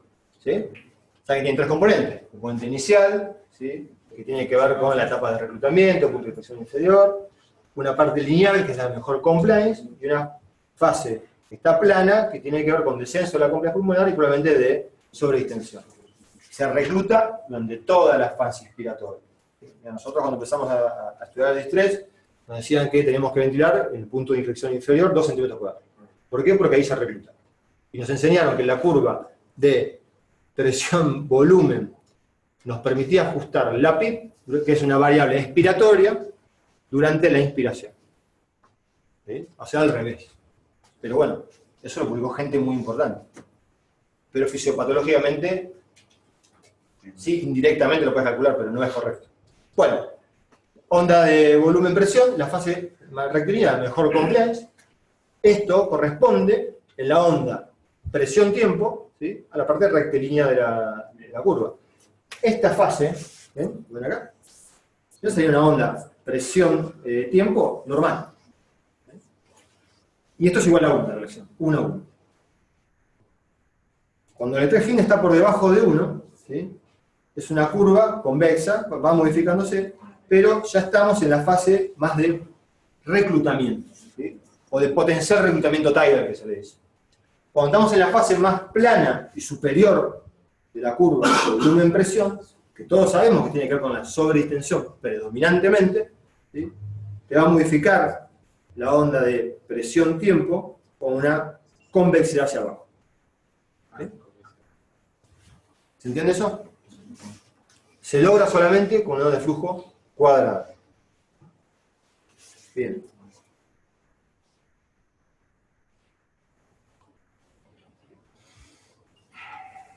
Y en pasiva, en ventilación pasiva, muchas veces van a ver que tu paciente está ventilando en forma espontánea, haciendo esfuerzo inspiratorio y la onda de presión se hace una panza. ¿Sí? Uno dice, bueno, está despresurizado el sistema. El paciente está generando un esfuerzo inspiratorio muy alto, haciendo presión negativa, ¿sí? Y ese cambio de la onda de presión-tiempo, de lo que era normal, entonces el descenso de la panza habla del trabajo respiratorio del paciente. Para hablar de trabajo respiratorio tiene que haber un cambio de volumen, obviamente, pero nos da mucha información. Entonces, de nuevo, para que no se vuelva con la onda de presión-tiempo nos da información a través de las mediciones puntuales de cada tipo de presión, nos da información a través de los cambios en la morfología, ¿sí? Y tenemos que estar siempre asociada a otra curva, que es la curva de flujo-tiempo, que nos permite discriminar el inicio del ritmo inspiratorio, o la fase inspiratoria, expiratoria, etc. Todo esto lo van a ver después también en las sincronías. ¿Sí? Así que, para ir viendo toda la utilidad que tenemos con las curvas. Bien, esto es lo que le decía hace un ratito. Bien. Nosotros podemos separar los componentes resistivos y elásticos, resistivos dinámicos y elásticos, pasivos estáticos, a través de la pausa, a través de la presión plató. 2-3 segundos, ¿correcto? Bien. Lo que veíamos antes, ¿sí? Los cambios en la presión pico nos dan información global sobre todas las propiedades del sistema respiratorio. Elástico, o pasivo y dinámico. Haciendo una presión plató podemos discriminar cuál es la causa que está generando eso. Entonces, si la presión pico aumenta, pero la presión meseta no lo está haciendo, ¿sí? Cuando hablas de la mano de la presión pico, podemos interpretar que hay un incremento de la resistencia. ¿Sí? Lo ven acá. ¿Sí? Lo que está punteado es el paciente normal, tiene una presión plató, más o menos, pongamos que esto sería 15 o 20. Hay aumento de la presión pico, hay un delta de presión pico, pero la presión plató se mantiene exactamente igual. ¿Cuál es la causa? Aumento del componente resistivo. Entonces, cuando ustedes vean un paciente que tiene presión pico elevada, están obligados, más allá de ver la clínica, mostrar al paciente, a hacer una pausa inspiratoria para poder discriminar cuál es la causa. ¿Sí? Si solamente aumenta la presión pico, ¿sí? o hay un delta mayor a 5 centímetros de agua, el componente tiene que ver con la resistencia al flujo. ¿Sí? Está entrando aire, la resistencia hacia el flujo, y esa es la causa que está generando el aumento de presión pico. Ya lo vamos a ver. Si aumentan las dos, ¿sí? El componente que va a estar alterado va a ser el componente láctico. Eso no es absoluto en todos los pacientes, puede haber varias que se encuentran con broncoespasmos, atrapamiento aéreo, una atelectasia, etc. Eso es lo que ven más frecuentemente. Pero nos permite discriminar cuál es el componente que lo está generando o cuál está predominando. Y este es un algoritmo muy fácil, está en el libro de Fundamentos de Ventilación Mecánica, que está por internet, gratuito, pero ustedes ya lo deben conocer, esto lo tienen que hacer, me imagino, habitualmente en la terapia, ¿sí? Su paciente tiene una alteración de su estado respiratorio en forma súbita, miden la presión pico puede estar aumentada, disminuida o sin cambios. ¿Sí? Si está disminuida, el problema es porque tiene una fuga aérea, porque se desconectó el respirador, porque su paciente se autoactúa. ¿Sí? Si está aumentada, es ahí donde vamos a medir la presión meseta, o la plató. Si la presión meseta no cambió, hay incremento de la resistencia. Y todas las causas que lo generan. Si está aumentada, ¿sí? Hay reducción de la distensibilidad, ¿sí? Disminución de la compliance, que son todas las causas que están a posteriori. Sí, dice distensión abdominal. Entonces, cuando estudiemos el pulmón, el monitoreo del pulmón, recuerden que el pulmón está inmerso en la caja torácica, ¿sí? Que la caja torácica está en relación directa con la cavidad abdominal, que salvo que usemos otras mediciones, como es un balón esofágico, es muy difícil poder determinar, ¿sí? Perfectamente cuál es el componente que está todo relacionado. Bien, y si no tiene cambio, bueno, habrá otras causas, ¿sí? Acá dice embolia pulmonar, puede ser un infarto de miocardio, puede ser agitación, es enorme. ¿Sí? Es enorme la cantidad de causas que podemos llegar a tener. Pero esto nos permite diferenciar entre la presión pico y presión plató. Bien, en volumen, perdón, en presión, ¿sí? Es poca la información que nos da, y vamos a ver por qué. Esto también es un trabajo presentado por el doctor Corregel y el doctor Murias. Pero básicamente, ¿qué es lo que gusta de diapositiva? Esto es, en ventilación controlada por presión, ven que la onda de presión no se modifica, ¿sí? Es la vía independiente. En el cuadro de la izquierda están los cambios en la resistencia. Y van de izquierda a derecha con resistencia baja, resistencia aumentada media y resistencia muy alta. Lo que ven es que la onda de presión no se modifica. ¿Sí? Con lo cual, está claro, la presión alveolar no la podemos medir nosotros, con lo cual no va a haber cambios en la onda de presión con los cambios en la impedancia del sistema respiratorio, pero sí va a cambiar la onda de flujo, que esperamos a ver. Es lo que queremos, que modificaciones en la resistencia no cambian la onda de presión. Lo mismo pasa con las modificaciones en la complemento, no va a haber modificaciones en la presión. ¿Sí? Bien. Bueno, esto es lo mismo, lo loco. Stress index, ya hablamos. Pero vamos a volver a nombrar cuando veamos la curva de presión-volumen. De esto vamos a hablar muy breve. ¿Sí? Van a tener una clase de esto, son las 7. Son las 7, son las 4. Las 5. Esa es la clase de la noche. Esto lo vamos a pasar, si no va a ser muy tarde. Lo van a ver ustedes en una clase específica del balón esofágico. ¿Sí? Entonces vamos a pasar a lo siguiente y ya después se van a arreglar. Flujo. ¿Sí? Bien, utilidad similar a la que teníamos con la onda de presión. ¿Sí? Diagnosticar aumento aéreo, diagnosticar obstrucción de la vía aérea, respuesta bronquilatadora, etc. Ahora ejemplos. Onda de flujo cuadrado. Fase expiratoria. Bueno, la onda de flujo tiene un componente inspiratorio y un componente expiratorio. El inspiratorio, ¿sí? Depende del modo que estemos usando, va a hablar o no de la mecánica ventilatoria, y el expiratorio siempre va a hablar de la mecánica del paciente, ¿sí? Porque es un fenómeno pasivo. Así que su componente expiratorio, tanto en volumen como en presión, nos va a dar información de la mecánica. Pero acá, ¿qué está pasando? ¿Qué puede estar pasando? En esta curva. ¿Qué puede haber? Puede haber secreción, ¿de acuerdo? Van, lo aspiran, se acabó el problema. Puede haber agua en la tubuladura, ¿sí? Son cosas frecuentes que pueden pasar. Entonces, información tan básicas como esta, pero nos pueden ser de utilidad. Bien. Se puede medir, esto por si había pediatras, a nivel proximal, también lo podemos hacer nosotros, pero habitualmente nuestros ventiladores lo hacen en la fase, en el componente expiratorio, ¿sí? El sensor de flujo suele estar a la salida de la rama expiratoria, ¿sí? Con lo cual eso es lo que vamos a estar midiendo, y es la integral de la señal del volumen, que usaba para calcular el volumen corriente. ¿Sí?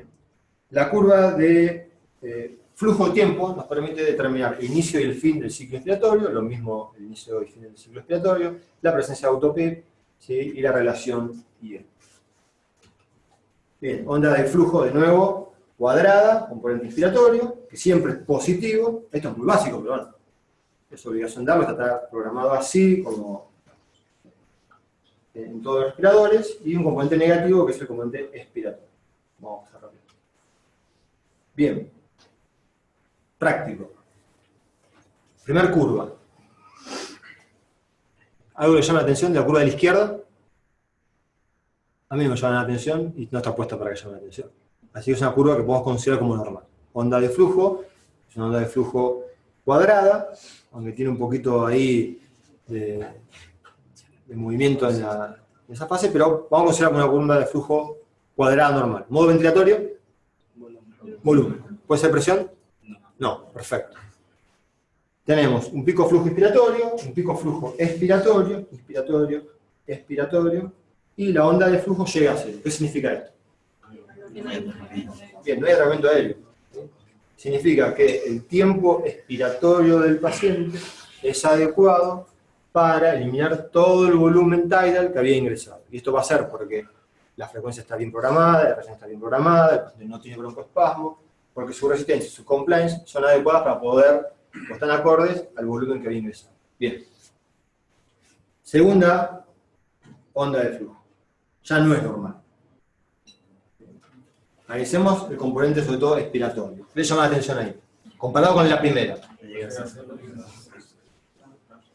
No llega a cero. ¿Sí? Bien. ¿Qué más? Para no te escuché, ¿qué tiene corto? Bien, perfecto. El tiempo expiratorio es más corto. ¿Sí? El tiempo expiratorio parece prolongado y a pesar de eso no llega a cero. ¿Sí? Tiene algo más comparado con la de la izquierda. Hay pausa. No hay pausa, pero hay algo más con el flujo expiratorio. Miren qué pasa con el flujo pico expiratorio. Es más corto, es más chico. Bien, ya. Ahí escribimos las tres cosas. El flujo expiratorio, ¿sí? O por lo menos podemos inferir que el tiempo expiratorio es más corto. Que el tiempo expiratorio es más largo y no llega a cero. Bastante frecuente ver en pacientes con atrapamiento de aire. O en pacientes que nosotros generamos tiempos expiratorios más cortos en relación a la reacción IE. Bien, el flujo pico expiratorio es más bajo. ¿Sí? Con lo cual esto, junto con la onda que cambia, que es mucho más aplanada y mucho más lenta y que no llega a cero, es lo que se ve típicamente en un paciente con obstrucción del flujo. ¿Sí? Y autopico. Bien. Y acá, en la tercera, vamos a ver.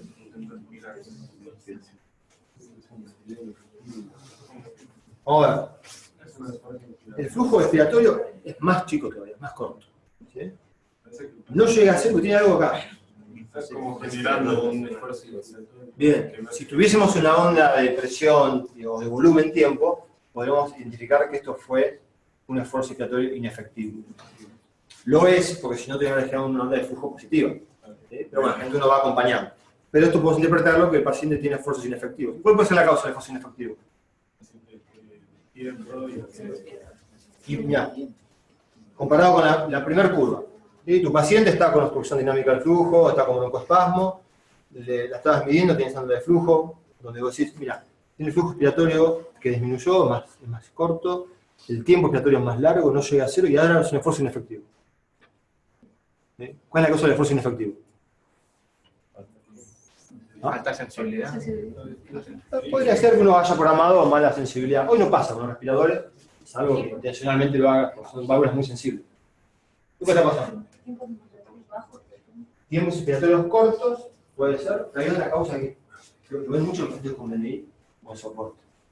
Porque para esto hay un esfuerzo inefectivo que dice que el paciente está contrario, ¿cierto? Está ventilando. Acá no lo puedes ver. El esfuerzo inefectivo. ¿Cuáles son las causas de esfuerzo inefectivos? Debilidad muscular, bien, perfecto. Trigger duro, perfecto. O atrapamiento aéreo. ¿Sí? Generan tiempos expiratorios cortos o insuficientes, empiezan a atrapar, aumentar el volumen. Entonces la fuerza inspiratoria tiene que generar el paciente para vencer la PIP que programaste, la resistencia de la válvula, más el volumen atrapado que genera todas las presiones es insuficiente. Por ejemplo, tu paciente tiene debilidad muscular. Pero si lo que hay que discriminar son esas cuatro causas. Entonces, esfuerzo inefectivo probablemente se deba al atrapamiento aéreo. ¿Sí? En nuestros pacientes tienen todo el debilidad muscular, la sensibilidad de las válvulas hoy son mucho mejores, no suele pasar, pero bueno, podría ser otra causa. Bien. Todo esto es la información que en la onda de flujo. ¿Sí? También nos sirve para evaluar respuestas bronquidilatadores. Ese mismo paciente, ¿sí? Tiene onda de flujo cuadrada, un tiempo expiratorio prolongado, acá llega a 0, tiene una pausa, pero ustedes hacen bronquidilatadores y la primera mejoría que ven, ¿cuál es? Que el flujo expiratorio es más prolongado, es más rápido. ¿Sí? Que el tiempo expiratorio se acortó, ¿sí? Y que la morfología de la curva también se cambió. Y en esta curva, como cambia, tiene dos fases, ¿sí? Esto lo hace mucho más corto en el tiempo, ¿sí? Y con una convexidad hacia arriba. Bien. Si agarramos cada modo ventilatorio, en vez de ver la poca información, hay diferentes ondas de flujo. Cada onda de flujo tiene sus características. La que usamos nosotros es la cuadrada y la desacelerada. Esto, hace muchos años, yo creo que ni siquiera creo que venga muchos respiradores. Puede venir alguna onda de flujo sinusoidal, pero nada, onda de flujo cuadrada y desacelerada. ¿Sí? La onda de flujo desacelerada suele tener mayor tiempo, generar mayor tiempo inspiratorio, un poquito menos de presión, pero no genera grandes diferencias. Bueno, lo que veíamos recién, ¿sí? Información nos puede dar sobre la presencia de autopic. Esto no mide la cantidad de autopic. Esto nos habla que hay atrapamiento. ¿Sí? Después vamos a ver cómo podemos clasificar el autopic. En volumen control es mucha la información que nos va a dar. ¿Sí? Es una variable dependiente, básicamente la impedancia del sistema respiratorio. La presión sube rápidamente hasta alcanzar la presión que ustedes programaron. ¿Sí? Y el descenso del flujo, ¿sí? Va a depender de qué cosa, de la elastancia, ¿sí? Y las resistencias friccionales. Pero vamos a ver en flexión. Bien. Vamos a pasarle. Bien. Vamos a hacer dos cosas. En esta diapo lo que ven es cómo se modifica el flujo en presión control. Entonces, en modalidad controlada por presión, nosotros, viendo la onda de flujo, podemos saber qué le está pasando al paciente. Si tiene cambios en la complacencia, ¿sí? Por ejemplo, un paciente con distrés respiratorio que tiene baja compliance, si el pulmón es muy difícil poder abrir y rápidamente se tiende a cerrar, o cambios en la resistencia. ¿Sí? Y vamos de izquierda a derecha, vemos un paciente con baja compliance pulmonar, eso es típico del paciente con distrés. Las ondas de presión son todas idénticas, con lo cual decir, bueno, acá no se modifica por los cambios en la compliance, esto es presión control. Los tiempos inspiratorios son los mismos, ¿sí? Porque ¿qué impacto genera el tiempo inspiratorio en el volumen corriente? En vez de la por presión. Aumenta el volumen. Con lo cual acá, las presiones, los tiempos inspiratorios son iguales. ¿Qué pasa con la onda de flujo en el primero? ¿Sí? Rápidamente, ¿sí? Se llega a flujo cero. ¿Por qué? Constantes de tiempo cortas. ¿Sí? Entonces, genera un cambio de presión, rápidamente sube el flujo y rápidamente desciende porque tiene una baja compliance pulmonar, tiempos de muy cortos. En la medida que esa compliance mejora, podríamos decir que el del medio es el paciente más normal. Si nosotros programamos adecuadamente la estrategia ventilatoria, la onda de flujo va a llevar a cero y no va a generar pausa como sí generó, ¿sí? En el primer paciente. En el primero llega a cero rápidamente y para el tiempo inspiratorio programado, que es un segundo, hay ausencia de flujo. En el segundo, parece que el tiempo inspiratorio es más adecuado, no hay pausa inspiratoria, y podemos decir que el paciente que está o en recuperación o es un pulmón normal. El tercer caso, ¿cuál sería? Paciente con alta compliance. Una infección pulmonar. ¿Sí? La onda de flujo puede llegar a tomar hasta una forma cuadrada, pero el paciente mete volumen y usted lo deja en un segundo, 2 segundos y sigue metiendo. ¿Sí? Ese pulmón ha perdido sus propiedades elásticas, con lo cual es una bolsa. Lo que ustedes le pongan lo va a llenar y no la puede eliminar. ¿Sí? Entonces, el impacto en la onda de flujo es la prolongación, ¿sí? De la rampa desciende más lento, ¿sí? Y nunca llega a cero. Entonces, cambios en la compliance pulmonar, ¿sí? Que lo que básicamente va a haber un aumento o una disminución de la rampa de descenso del flujo, nos va a dar mucha información. ¿Sí? A mejor compliance, onda más cuadrada. Menos compliance, más rápido y genera pausa. ¿Sí? Vamos para atrás, vamos a hacer todo de nuevo. Lo mismo que demostramos antes, y en la de resistencia, lo mismo, ¿sí? Fíjense que los cambios van a impactar ahora principalmente sobre el flujo pico expiratorio. ¿Sí? A mayor resistencia el flujo pico va a ser más corto. También va a impactar sobre el tiempo la velocidad de descenso de la rampa, pero el principal impacto va a ser sobre el flujo pico expiratorio. Entonces, en BCB, en medición dada por presión, la onda de flujo se va a modificar con los cambios en la compliance y la resistencia. Y ustedes lo pueden hacer, ¿sí? Fácilmente ven la tendencia, van monitorizando y pueden ver la respuesta del tratamiento que tenga el paciente. ¿Sí? Bueno. ¿Quieren tomarse unos minutos? Así que manda. Bueno, esto es lo mismo.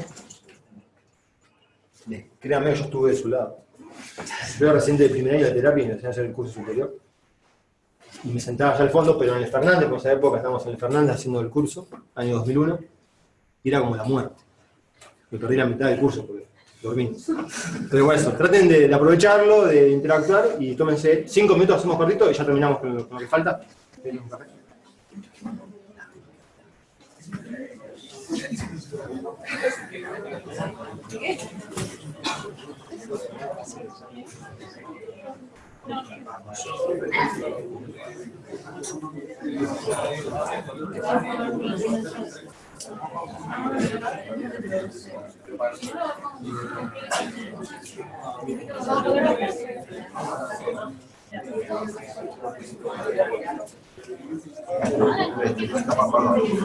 Vamos terminando con las curvas. La curva de volumen-tiempo es la que quizás menos información nos da, pero permite evaluar si hay fugas, si hay una extracción activa del paciente o las sincronías. Y esto sí es muy importante para ver las sincronías, ya van a ver.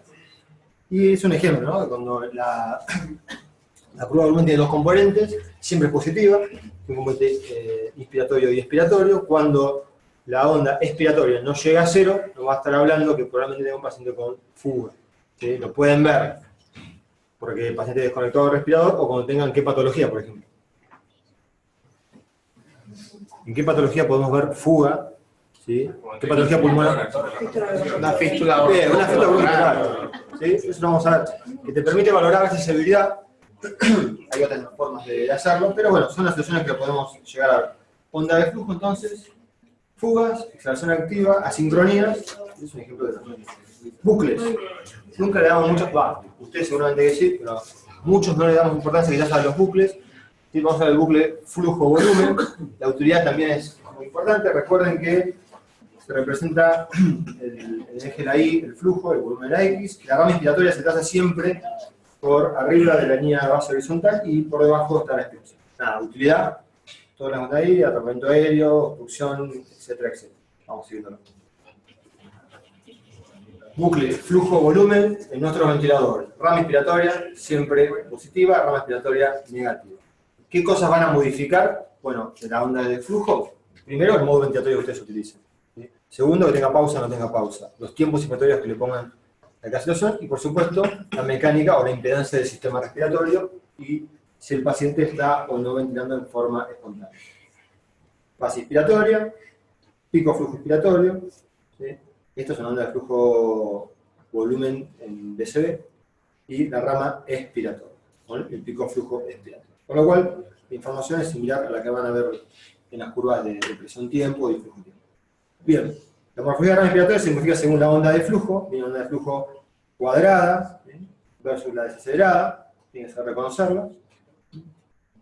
Si tenemos fugas en el circuito, para ver que no llega la onda de flujo no llega a cero, ¿sí?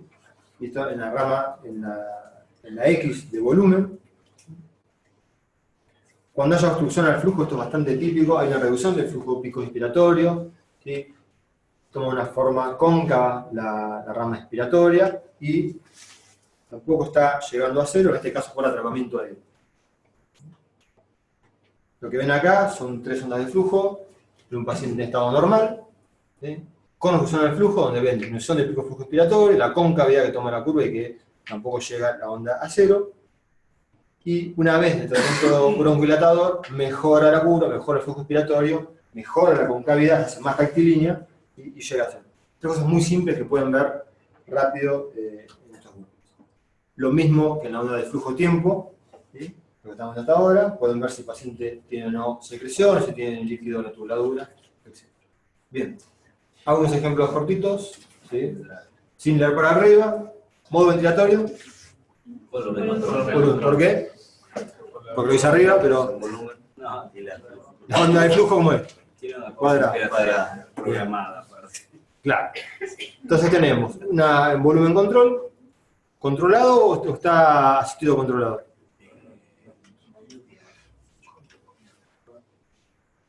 ¿Cómo puedo identificarlo? Si el paciente está realizando inspiraciones o no. O sea, si inicia la inspiración o no la inicia. Y la frecuencia. No, la frecuencia no tiene. No tiene. No está muerto, pero.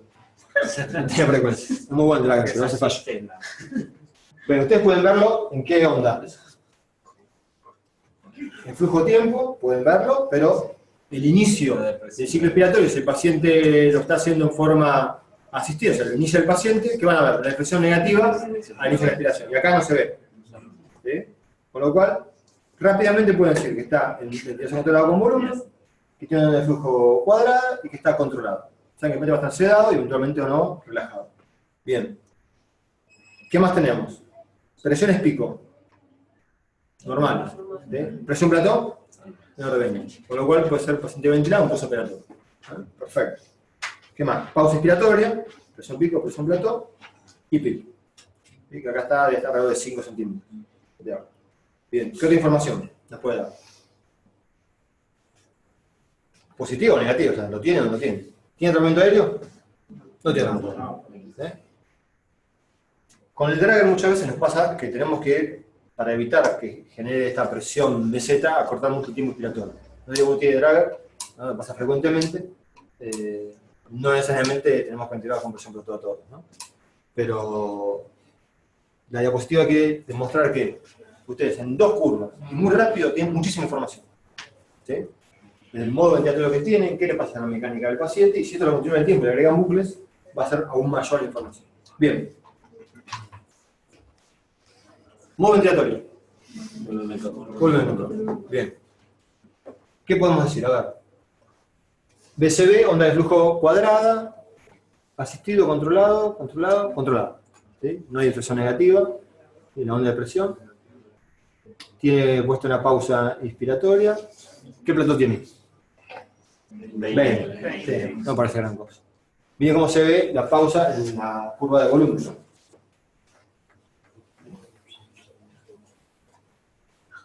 Hay algo más que puede llamar la atención.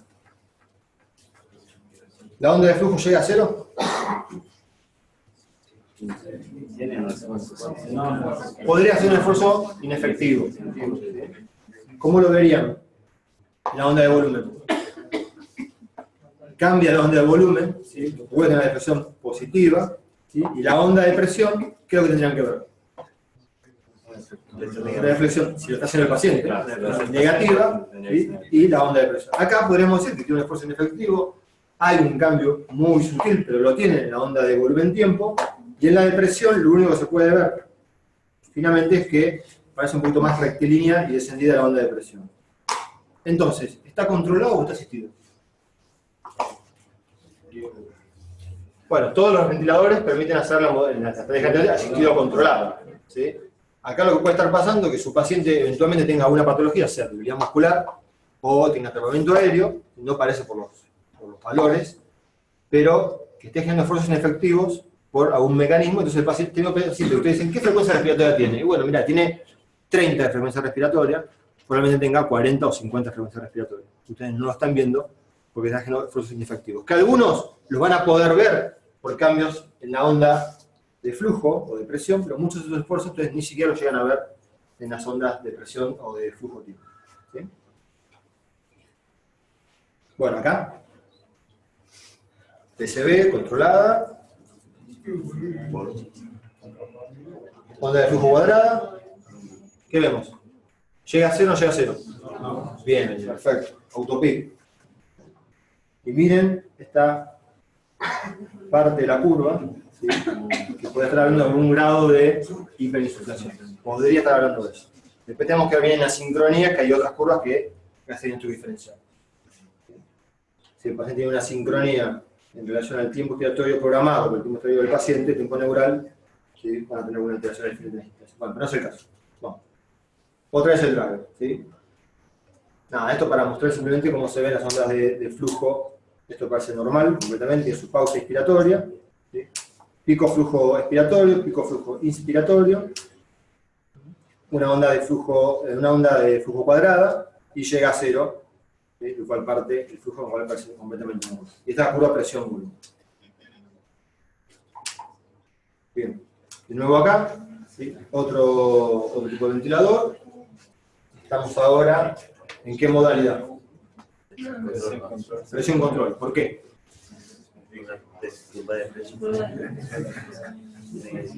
¿Qué pasa con la onda de presión? ¿Se modifica? No. ¿Qué pasa con la onda de flujo? Bien, se modifica con cada ciclo. Bien. ¿Llega a cero? No en todos. ¿Sí? ¿Este paciente qué está haciendo? Tratamiento de él. ¿Por qué puede estar haciendo? Si ustedes leyeron PCB, yo puedo leer frecuencia respiratoria arriba, que dice 29. ¿No? El paciente tiene probablemente ventilación espontánea, está desacoplado al modo ventilatorio, y en el contexto de aumento de la frecuencia respiratoria está generando atrapamiento de aire. Bien. Terminamos con lo que son curvas o variables primarias, mediciones primarias, presión, flujo, tiempo, presión, flujo y volumen asociado al tiempo. Es mucha la información que nos da, tanto en valores absolutos como en morfología de las ondas, y a partir de esas variables podemos hacer la segunda parte, que es el monitoreo de las variables secundarias, que es compliance, elastancia, resistencia y trabajo respiratorio. Bien. Para no mezclar, porque uno ve muchos términos en la biografía y tampoco vamos a entrar en profundidad con las definiciones físicas de esto, ni matemáticas, pero básicamente diferencia lo que es elastancia de compliance. Si tenemos dos elásticos, un ejemplo que lo han dado ustedes seguramente, tenemos dos elásticos, a uno lo estiro, y cuando lo suelto vuelve a su tamaño inicial, versus otro que lo estiro, y vuelve a la mitad de su tamaño, queda más grande. ¿Cuál es más elástico, el primero o el segundo? ¿El primero o el segundo? El primero. ¿Sí? Bueno, de ahí se entiende que la elastancia, o la propiedad elástica, tiene que ver con la capacidad que tiene un objeto de volver a su tamaño una vez que fue deformado. Y esto es lo que van a ver ustedes en la bibliografía. A ver, cuando ustedes lean los artículos de Distré, pacientes en POC, toda bibliografía hecha por americanos, hablan de elastancia. ¿Sí? Es elastancia. Es muy poco la hablan de compliance. Y es el término correcto, además. ¿Sí? Pero básicamente, entonces, separar lo que es la elastancia, capacidad de un objeto sujeto de deformación, de volver a su morfología normal, valor normal es de 10 centímetros de agua por litro, y la complacencia, qué tan complaciente es un pulmón. ¿Sí? ¿Qué más complaciente? ¿Un pulmón de estrés o un pulmón episematoso? Bueno, probablemente el episematoso. ¿Por qué? Porque se deforma fácilmente, ¿sí? Más complaciente la deformación, y se considera entonces, de ahí viene el término que la complacencia es la inversa, ¿sí? De la elastancia. Y lo que usamos habitualmente nosotros, ¿no? Facilidad con la cual un objeto puede ser modificado en su morfología. Los valores normales en un paciente no ventilado son de 100 mililitros por centímetro de agua. Cuando el paciente lo intuban, lo ventilan, lo ponen en supino, automáticamente hay una disminución de la capacidad respiratoria funcional y se puede considerar como normal, depende de cada paciente, de alrededor de 50 mililitros, y en el distrés pueden tener de ahí para abajo, dependiendo de la severidad, 20, 10 o 20. Nada. Primer concepto importante, la fuerza de extensión alveolar es la presión transpulmonar. Eso tiene que quedarle grabado. Ya lo saben, pero vuelvan a repasarlo. ¿Cómo se mide la presión transpulmonar? Bueno, a través de un balón esofágico o a través de estudios de laboratorio. ¿Cuáles son los componentes, ¿sí?, de presiones que generan la presión transpulmonar? ¿Cómo hacen las fórmulas de cálculo? Presión alveolar menos la presión pleural. ¿Sí? Esa es la presión transpulmonar, que es la presión que genera la distensión de los alveolos. Lo mismo que para el corazón. ¿Sí? La presión que está adentro menos la presión que está afuera. ¿Okay? ¿Cuál es el problema? Nosotros medimos habitualmente presión transpulmonar. No, la inferimos. ¿Sí? La inferimos. La inferimos a través de la presión plató o de la compliance pulmonar. Más específicamente. Y eso es un problema. ¿Sí? Cuando hablamos de presión transpulmonar, hablamos de presión pleural, que no la podemos medir. Esa presión va a estar influenciada también por el tórax. ¿Sí? Con lo cual, conociendo las limitaciones que tenemos, se aplican en forma diaria, están en todos los artículos, y tenemos que medirlas. Pero tenemos que reconocer cuáles son las limitaciones que tenemos para saber que en un paciente que a lo mejor es paciente joven, que no es un paciente obeso, probablemente esas 30 de plató que están midiendo 35 o 20 sean reales. Pero yo tengo ahora una paciente, yo no tengo problema esofágico, ¿sí? Lamentablemente. Yo tengo una paciente obesa, ¿sí? Que está intubada, ventilada por insuficiencia respiratoria secundaria a una infección urinaria. Tuvo 2 pruebas de destete fallidas, hizo un tromboembolismo de pulmón, bilateral con infarto pulmonar como complicación. Es una paciente que desde que ingresó, ¿sí? Con pulmón sano al inicio, tenía 35 de plató. Y hoy la medís tiene 35 de plató y tiene 40 de plató. La pregunta es, primero, 35, 40 de plató, ¿con cuánto volumen? Me preguntan, lo mismo con 8 que con 4. Si estás con 4 mililitros kilo y tenés 35 de plató, habitualmente estás en un problema distinto que tenés 8 o 10 mililitros. 10 no usamos, pero es distinta. Y además tenés que preguntarte qué le pasa a la paciente, ¿sí? ¿Qué le pasa al tórax de la paciente y qué le pasa a la cavidad abdominal? En este caso tiene un componente torácico agregado y la cavidad abdominal. Entonces, 35 de plató, ¿qué es? Más o menos sabés que de ahí para abajo es su presión transpulmonar.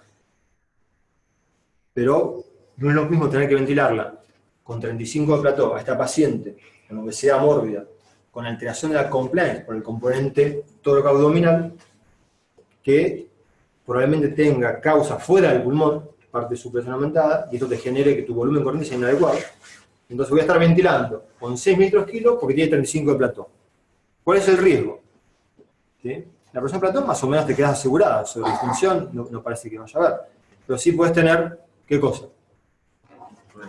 Apertura y colapso. Apertura y colapso. ¿Sí? Deformación, strain. ¿Sí? Y eso es injuria pulmonar. Entonces tengo que ventilarlo con 8 mililitros kilo, tengo que ventilarlo con 4 mililitros kilo porque tiene 35 de plató, o podría ventilarla con 8, ¿sí? O podría tomarle 10 de PIB, o tengo que meterle 30 de PIB. ¿Sí? Y eso no te lo puede responder la mecánica pura, ¿sí? Lo que nosotros medimos a diario. Hay una variable que nos puede ayudar, que nos puede ayudar un poquito. Si tenemos que definir, bueno, si bien está modificada, por ejemplo, la presión plató, la presión de distensión, ¿sí? El drain pressure, que ahora estamos viendo todos. ¿Alguien del MITRE por acá? No, tiene anoche. Bueno, el MITRE publicamos el año pasado un artículo sobre, con varios, con Ancholena también, sobre el impacto del drain pressure sobre la mortalidad. Lo mismo que han publicado los autores, pero acá en Argentina. Ya está, todos sabemos que con más de 15 o 14 para arriba hay aumento de la morbilidad y la mortalidad. Bien, esos son los limitantes que tenemos a veces, entonces, con la compliance pulmonar. Se aplica a la mayoría de los pacientes, queremos seguir haciéndolo, es una herramienta muy útil, pero hay que reconocer las limitaciones que tiene. Muchas veces un balón esofágico puede hacer de ayuda. El balón esofágico también tiene sus limitaciones. Bien. Bueno, compliance pulmonar, ¿cómo la medimos? Pausa inspiratoria de 2 a 3 segundos, ¿sí? Y es la relación entre el volumen, el delta de volumen, ¿sí? Y el delta de presión. El delta de volumen, el volumen control va a ser el volumen que nosotros estamos programando, y el delta de presión va a ser la presión meseta menos la PIB total. Esto es muy importante. Ustedes miran compliance pulmonar, estén sacando y hagan siempre la fórmula, porque el respirador te lo da, tanto estática como dinámica, muchas veces, entonces te da la dinámica continuamente, pero traten de hacer siempre la fórmula, ¿sí?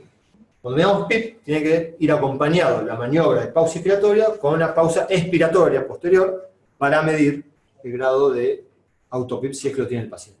Entonces, compliance pulmonar es la relación entre el volumen tidal o el delta volumen corriente sobre el delta de presión meseta menos PIB. Entonces, puede ser analizado como la presión generada por un cambio de volumen, ¿sí? Y si lo queremos estudiar al revés, el volumen generado por el cambio de presión, ¿sí? Depende de lo que veamos si es compliance o volátil.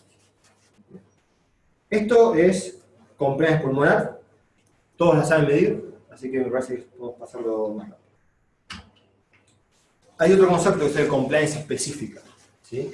Esto tiene que ver, o se relaciona la compliance pulmonar con el volumen de pulmón que ustedes ventilan. Ustedes lo habrán escuchado 1000 veces, que es el concepto de baby lung, ¿sí? Cuando nosotros hablamos de baby lung, o pulmón de bebé, o pulmón de pequeño, porque en realidad con 5 o 7 mililitros kilo no es un pulmón tan chico, pero en los pacientes con patología pulmonar, ¿sí? Como están viendo la compliance, ¿sí? En realidad lo que está midiendo es la complacencia pulmonar, ¿sí? Del pulmón que recibe ventilación. Y está el concepto de compliance específica, ¿sí? Que es la relación de estos cambios de volúmenes y de presiones relacionada con el volumen de pulmón que ustedes pueden ventilar. A ver, muchas veces habrán escuchado, si ustedes tienen un paciente que lo están ventilando con 8 mililitros kilo, pesa 70 kilos, mide 1,60 m, terminan ventilándolo con 450 mililitros. Ese paciente está internado porque es respiratorio, se complica, es un absceso, fue muy mal le fue y tiene que sacar un pulmón. ¿Sí? Le sacan un pulmón, neumonectomía. O si quieren, paciente con una neumonectomía que se distresa, que es lo más frecuente. ¿Con cuánto volumen corriente lo ventilan? ¿Con 4? ¿O con 8? Pero bueno, recibir a un paciente con neumonectomía, sí.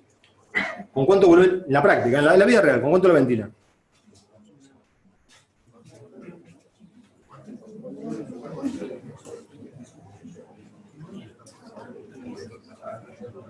Bueno, por empezar, con menos de 8 seguro, ¿no? Estrategia protectiva pulmonar. Después uno puede discutir si el pulmón sano también. Si el pulmón sano con factores de riesgo 8 mililitros kilo no. Nosotros ventilamos. Es una decisión nuestra en la terapia que todo paciente con pulmón sano, pero con factores de riesgo, ¿sí? Para injuria pulmonar, si el paciente con isquemia prolongada, pacientes posoperatorios, etc., lo ventilamos con 8 mililitros kilo para abajo. ¿Sí? Está discutido, tendría que ser con 6 según dicen los trabajos. Hoy parecería que no, a todos con 6 mililitros kilo. Pero bueno, en la práctica, hoy por hoy no se ventila con mucho más de 8 mililitros kilo. ¿Sí? Ahora, si no paciente ustedes le sacan un pulmón, la complacencia pulmonar va a disminuir. Pues la complacencia del pulmón que queda es exactamente la misma. Siempre cuando esté sano. ¿Sí? Entonces esa relación de volumen, ¿sí? Se va a mantener, la complacencia se va a sostener. ¿Sí? Eso como concepto, lo que es la complacencia que nosotros estudiamos, la específica, ¿sí? Perdón, la complacencia pulmonar estática, ¿sí? O la complacencia específica, que tiene relación con la cantidad de pulmón que puede recibir ventilación, que puede recibir aire. ¿Sí?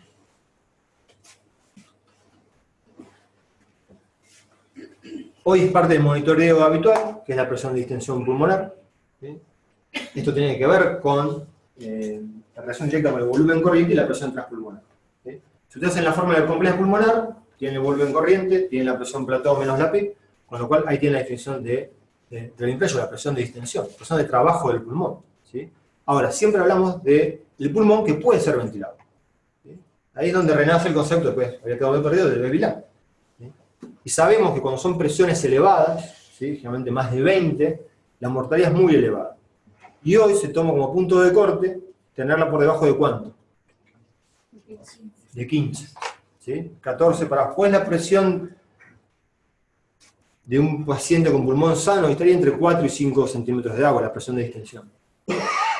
Pero hoy se sabe que cuando nosotros ventilamos a un paciente, las presiones que estamos pidiendo son las presiones del pulmón que recibe aire. ¿Sí? El paciente que está con colapso pulmonar, que tiene compresión pulmonar, derrame pleural, no estamos midiendo las presiones.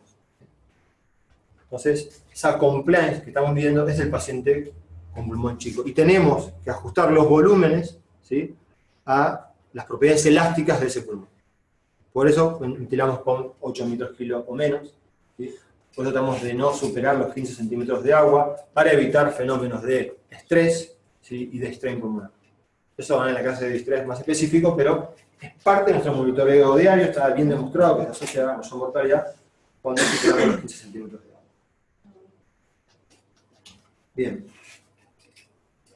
¿Alguna duda de esta parte? Definición de la estancia, compliance, cómo lo medimos. Monitoreo, y hoy es necesario en todos los pacientes, sobre todo los pacientes con injuria pulmonar, medir la presión de distensión. Y esto que durante muchos años dio información sobre la mecánica pulmonar de distrés, hoy se sigue utilizando, ¿sí? Nos permite entender cómo es su mecánica y poder ajustar la ventilación mecánica de ello. La curva presión-volumen, todos la conocen, tienen 3 componentes. Esto que están viendo acá es una curva de presión-volumen bastante clásica, con sus 3 componentes, la fase inspiratoria y su fase expiratoria. Una fase inicial, donde, partiendo de la capacidad respiratoria funcional, cambios en la presión generan muy pocos cambios de volumen, ¿sí? Que tienen que ver con un pulmón que está colapsado o que tiene gran cantidad de alveolos para poder ser reclutados. Una zona de alta o baja compliance. Esta zona, alta o baja compliance. Baja, ¿sí? Perfecto. una inflexión en la fase inspiratoria, una curva rectilínea, donde se asocia, ¿sí?, en forma constante aumento de la presión con aumento de los volúmenes. Esta sería la fase de mejor compliance o de zona de ventilación tidal, donde mejor estamos ventilando a los pacientes. Y la tercera zona, que acá está bien dibujada, ¿sí?, donde nuevamente hay una inflexión superior y nuevamente la curva se aplana. Esto tiene que ver con zonas de sobredistensión. Alto o baja compliance. Baja compliance. ¿Sí? ¿Por qué la sobredistensión genera disminución de la compliance pulmonar?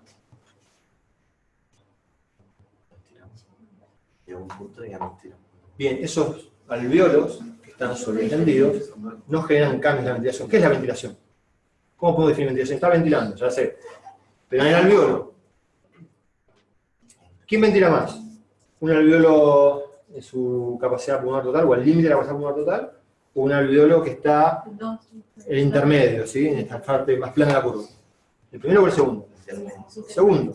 ¿Por qué? Porque el alveolo que está distendido, ¿sí?, no va a generar cambios de volumen, ¿sí?, está con máxima presión transpulmonar elevada. El alveolo está colapsado, va a necesitar altas presiones para poder abrirse. ¿Sí? Entonces, eso es la ventilación, es el cambio de volumen en el alveolo. Los alveolos sobredistendidos o colapsados generan poco cambio de volumen con gran cambio de presión. ¿Sí? Entonces, baja compliance tanto en la fase inicial, por colapso principalmente, y baja compliance en la fase superior por sobredistensión. Los puntos de inflexión superior e inferior. El inferior se usaba habitualmente para calcular la PIC 2 centímetros por arriba de este punto. Y tenemos la fase expiratoria, que hoy es la que utilizamos, ¿sí?, para muchas veces definir el nivel de PIC en la fase decremental de la curva presión-volumen. Esto es más parecido a lo que vemos en un paciente con estrés respiratorio.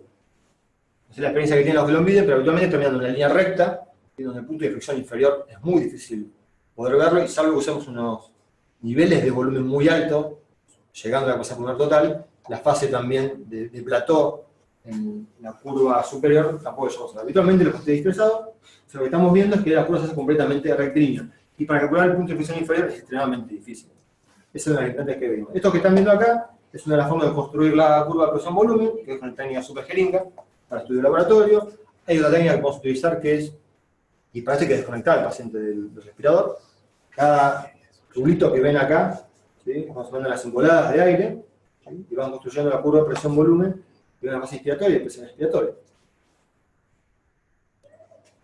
Otra forma de calcularla es como estaban ustedes, con flujos bajos. Vamos a ver una diapo de eso. Y la otra forma de calcularla es usando volúmenes variables, ¿sí?, alternando diferentes tipos de volúmenes y midiendo la presión plató. Eso hace con el paciente conectado, es la forma de calcular la curva de presión-volumen.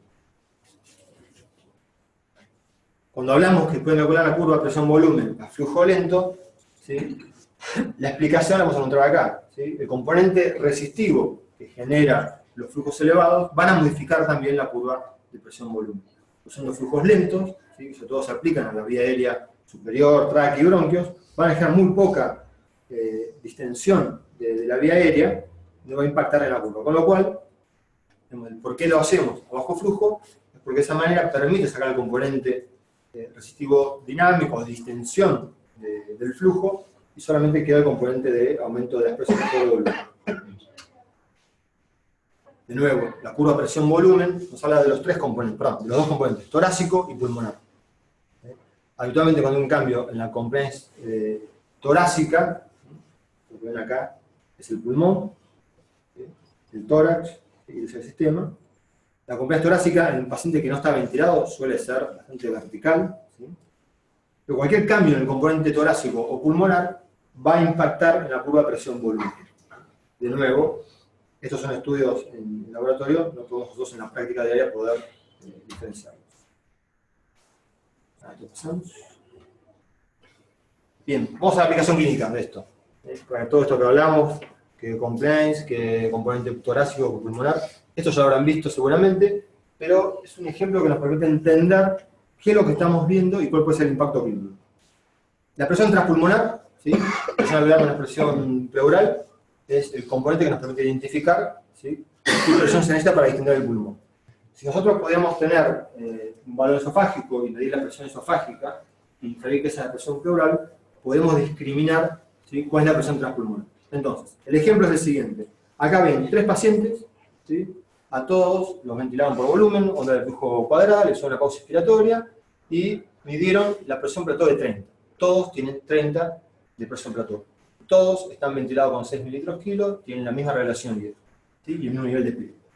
Ahora bien, se pone el cordón esofágico y ven que la presión pleural es de más 5 centímetros de agua, paciente con presión positiva.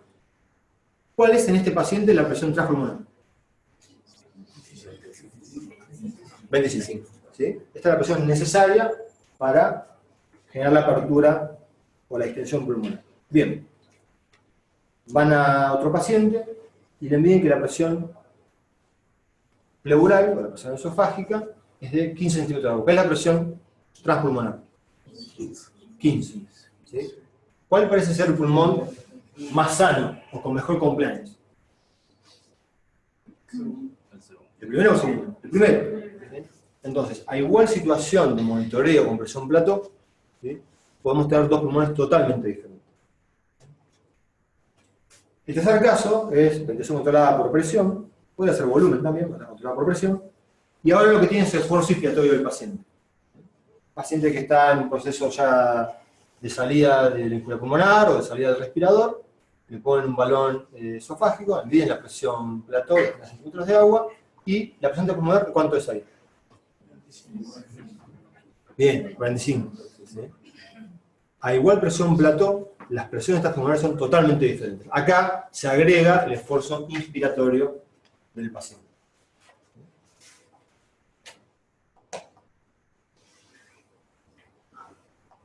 ¿Alguna duda? Ya falta. Resistencia. ¿Sí? La principal determinante de la resistencia, ¿sí?, es la vía aérea. El 90% de la vía aérea que genera la resistencia. También tenéis la resistencia del tejido pulmonar y la caja torácica. La forma de medirlo es por la diferencia de presiones. ¿Sí? Sale de la fórmula inicial que el flujo está dado por la diferencia de presión, desde la presión atmosférica, la presión al inicio de la inspiración, hasta el final de la inspiración, por la resistencia. Esto puede ser para inspiración o para expiración. ¿Sí? Resistencias inspiratorias y resistencias expiratorias. ¿Cómo calculamos esto?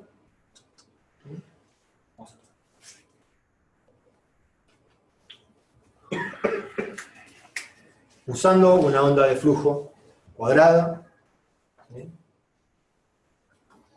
en ventilación controlada por volumen, el paciente sedado, vamos a una pausa inspiratoria. ¿Sí? Y acá vamos a tener diferentes presiones en base a las mediciones primarias que hemos hecho. Presión pico, presión CT y presión plató. Y vamos a ver la autopsia. Muy bien. De estas variaciones salen los diferentes tipos de resistencia. La resistencia máxima. ¿Sí? ¿Qué es la resistencia máxima? La diferencia entre la presión pico y la presión plató. Que mide de nuevo la resistencia del tubo de traqueal, de la vía aérea, del pulmón y la caja torácica. ¿Sí? Y la fórmula es presión pico de la presión plató dividido por el flujo.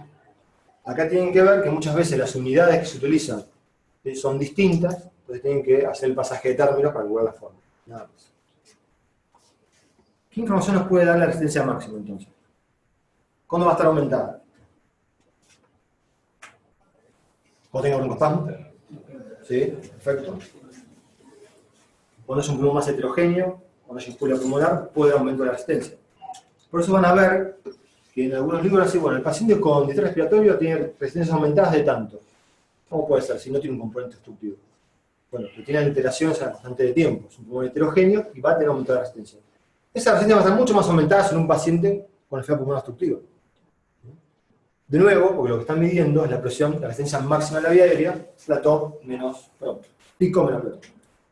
La resistencia mínima, ¿sí?, se calcula también con flujo cero, incluyendo la válvula inspiratoria, y mide la resistencia de la vía aérea y del tubo. Esto es la presión pico menos la peseta.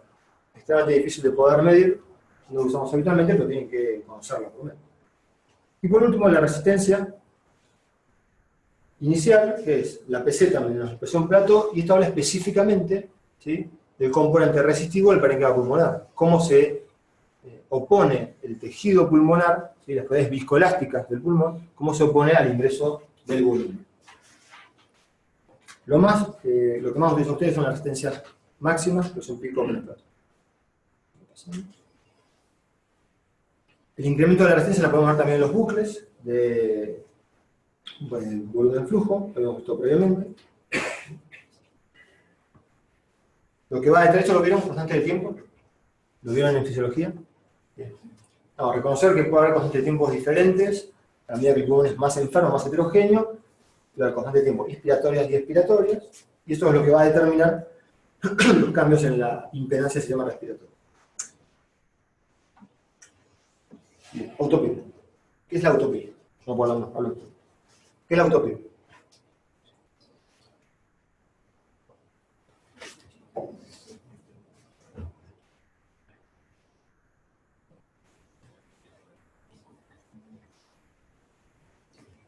La presión positiva final de la expiración, ¿sí?, por arriba de la presión seteada, en caso de que haya PIP programada, o por arriba de la presión atmosférica, ¿sí?, superior a la presión atmosférica. Bien. Hay diferentes formas de generación de autopip, o de PIP intrínseca. Todos tienen claro la diferencia en PIP extrínseca, intrínseca, total, ¿cierto? Bien. La autopip se puede generar sin sobredistensión pulmonar, ¿sí?, que esto es lo que estamos viendo habitualmente cuando el paciente tiene aspiración activa. ¿Sí? Genera un delta de presión, ¿sí?, que se sensa como presión positiva al final de la expiración. Pero acá no hay atrapamiento aéreo, ¿sí?, inclusive hasta puede estar disminuido en los pulmones pulmonares. Y después tenemos que puede tener hiperinsuficiencia dinámica con limitación o sin limitación. Entonces, la autopip la podemos dividir con sobredistensión pulmonar o sin sobredistensión pulmonar. Y con sobredistensión pulmonar puede ser con obstrucción al flujo o sin obstrucción al flujo. ¿Está claro? Bien, situaciones clínicas, ¿no? Hiperinsuflación dinámica sin limitación del flujo aéreo. Paciente tiene su punto de igual presión conservado, no tiene broncoespasmo, no tiene inflamación de la vía aérea. Uno habla mucho de broncoespasmo, pero recuerden que puede predominar el proceso inflamatorio con engrosamiento de las mucosas de la vía aérea por sobre, y los tapones mucosos por sobre el broncoespasmo. Pero bueno, hiperinsuflación dinámica sin limitación del flujo aéreo. Habitualmente asociado a la estrategia ventilatoria que usemos, ¿sí?, volumen elevado, tiempos expiratorios cortos.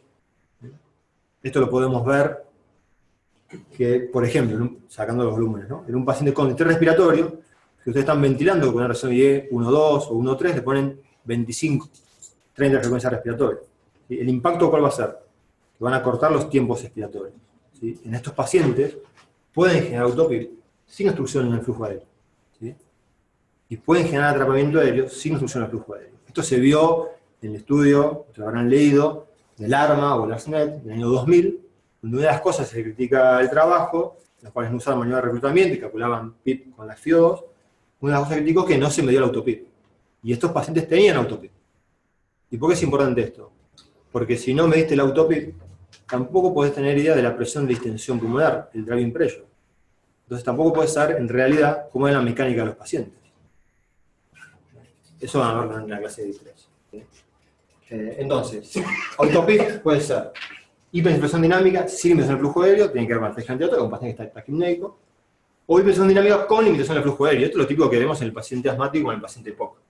Bien. Habrán escuchado una vez que dicen, che, mirá, si tienes un paciente con autopip, tenés que ponerle PIP. ¿Es correcto? ¿Lo han escuchado alguna vez? Paciente que está en mediación invasiva, con presión de soporte. Ponerle PIP. A todos los pacientes con autopip, ¿sí?, le van a agregar PIP externa para poder contrabalancearla. ¿Sí o no? ¿Le parece que el paciente que no tiene distensión pulmonar, que está con expresión activa, ponerle PIP, salvo que tenga expresión activa porque está con broncoespasmo, ¿no?, se puede beneficiar con PIP externa? Realmente no. Al paciente con distrés respiratorio, aumentarle la PIP externa para disminuir la inversión dinámica, no, por se la aumenten. ¿Sí? Le generen más hiperinsuflación. El beneficio de generarle PIP externa para contrabalancear la PIP o autopip del paciente es solamente en aquellos pacientes que tienen limitación del flujo aéreo. Y recuerden que uno debería programar entre un 70 y un 80% de la PIP medida. Ahora, entramos a otro problema. ¿Sí? Vamos a ver un poquito las consecuencias. ¿Sí? El problema cuando uno quiere medir la PIP intrínseca es que según el tiempo expiratorio que utilice y la técnica que utilice, puede estar censando la mayoría de las unidades alveolares o quedarse con gran parte de las unidades alveolares cerradas que no están comunicadas con la rama expiratoria y no estén censando la autopip real. Se llama PIP oculta. Bien, ¿cuáles son las consecuencias de la autopip elevada? Aumento de los respiratorios, en los pacientes que están con ventilación espontánea, incremento de riesgo de barotrauma, hipotensión arterial, ¿sí? Y todos efectos hemodinámicos, entre otros. Muchísimas las complicaciones que puede tener. Hay diferentes formas de medirla. La forma más frecuente en la cual medimos autopip es haciendo una pausa expiratoria al final de la expiración. Lo hacemos en forma automática hoy. No sé si alguien tiene MA1. ¿Saben lo que es eso? No, bien. ¿Te han contado? Bien. El MA1 fue uno de los primeros respiradores, da una herramienta de monitoreo de la década del 60, que se llama la guerra de Vietnam. Y para calcular el autopip tenías que desconectarlo. Entonces, vamos a ver alguno. Tenías que desconectar la rama expiratoria y cuando el paciente expiraba, tapabas la rama expiratoria y tenías un fuelle que marcaba el volumen corriente. Entonces, el paciente expiraba, le ocluía la rama expiratoria y el fuelle subía. Y lo que subía el fuelle era el autopip en volumen. ¿Sí? Medio primitivo, pero era bárbaro. Bien, hoy todos los respiradores te censan de forma automática, ¿sí? Apretan un botón y le hace la pausa y miden la PIP externa, ¿sí? Como una sobrelevación, intrínseca, perdón, como una sobrelevación en la fase expiratoria. ¿Sí? Bien. ¿Cuál es el problema que tenemos con eso?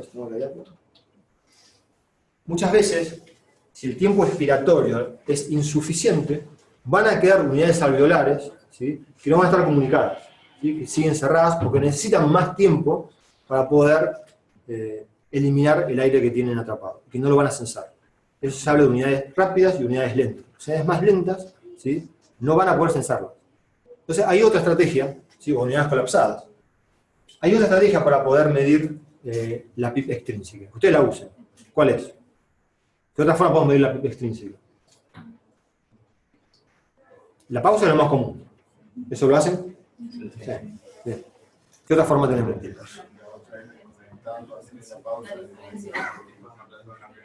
Bien, ¿sí?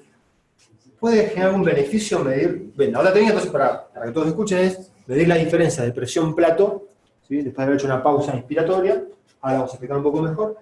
Pero básicamente lo que hacen es monitorizan al paciente, le ponen una pausa inspiratoria de 2 segundos. ¿Sí? Miden presión plato. Bien.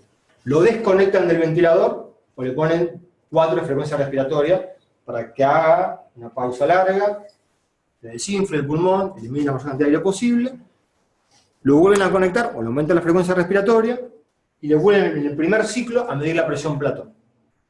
¿Sí? La diferencia entre la presión plató inicial y la presión plató medida después de una pausa expiratoria es la autopip. ¿Sí? Esta técnica, ¿sí? Ven acá, ¿puede generar algún beneficio con respecto a la anterior que vimos? Acá, onda de flujo cuadrada, pura presión tiempo, plató. Pausa. Acá notan 35 de plató.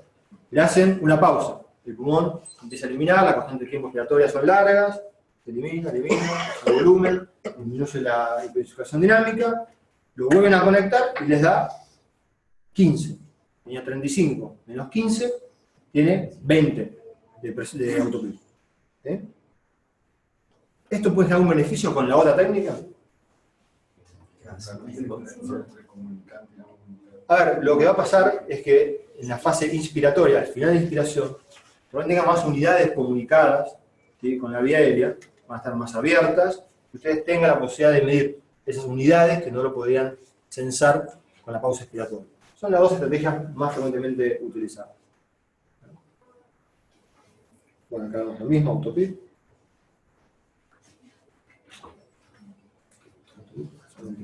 Bien. Entonces, concepto de autopip, ¿cuáles son los efectos que genera autopip? ¿Cómo la medimos? ¿Sí? ¿Y cómo se clasifica? ¿Cuáles son los mecanismos generadores de autopip? Sin tratamiento, con hipersucción dinámica, construcción del flujo o sin obstrucción del flujo. Bien, es una diapositiva que lo pasamos en todas las clases, que básicamente esto se ve en los pacientes de POC, vamos a poner un caso clínico. ¿Sí? Ven esta curva que parte de la capacidad residual funcional. ¿Sí? En inspiración, el paciente ingresa 500 mililitros y elimina 500 mililitros, paciente normal. ¿Sí? Este mismo paciente, lo ven acá, ahora sufre un evento de broncoespasmo o de acabamiento aéreo, y van a ver que, ¿qué pasa acá? Esto. Entran Pero, ¿sale todo? No. ¿Qué está pasando con el volumen de atrapado? Empieza a aumentar. ¿Qué pasa en el próximo ciclo?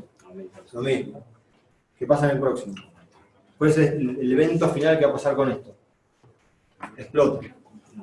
Explota el paciente. Se atrapa 500, 1 litro, 1,5 litros, 6 litros, explota. Pero no pasa eso, ¿cierto? Pasa esto. El paciente llega a un momento, alcanza su punto de equilibrio, lo que entra, vuelve a salir. Queda atrapado ahí. ¿Sí? ¿Cuál es el mecanismo que genera? ¿Cuál es la causa que genera esto? Se llega al punto de equilibrio o de recoil elástico. ¿Sí? En la medida que nosotros estamos sobreextendiendo el pulmón, ¿sí? Está ganando energía. En un momento esa energía se convierte en recuperación elástica, vuelve a su forma normal.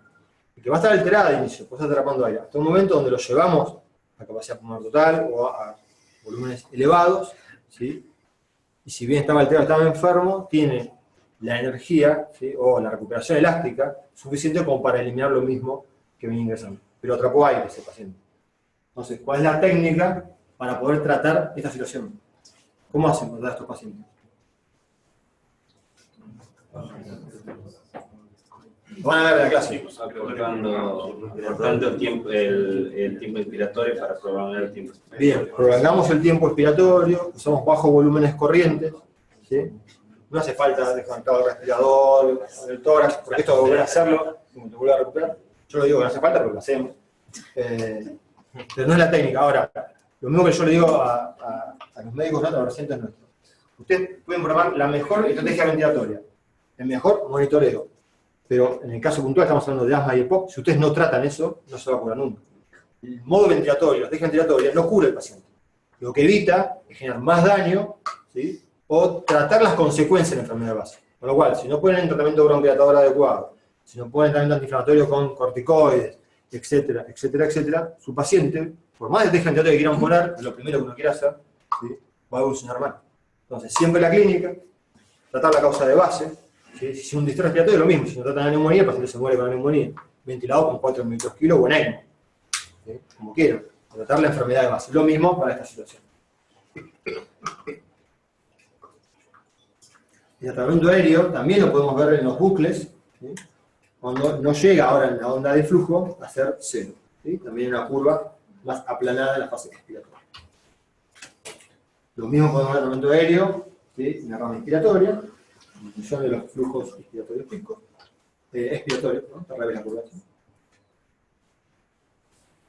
Entonces, de la segunda parte, ¿sí? Hay mucho más para hablar, pero de la segunda parte, el concepto de lo que es la compliance pulmonar, cómo medirla, el concepto del driving pressure, de la compliance específica, de resistencias, cómo medimos la resistencia en los pacientes ventilados, cómo hacer el monitoreo con las curvas de presión-tiempo y los bucles.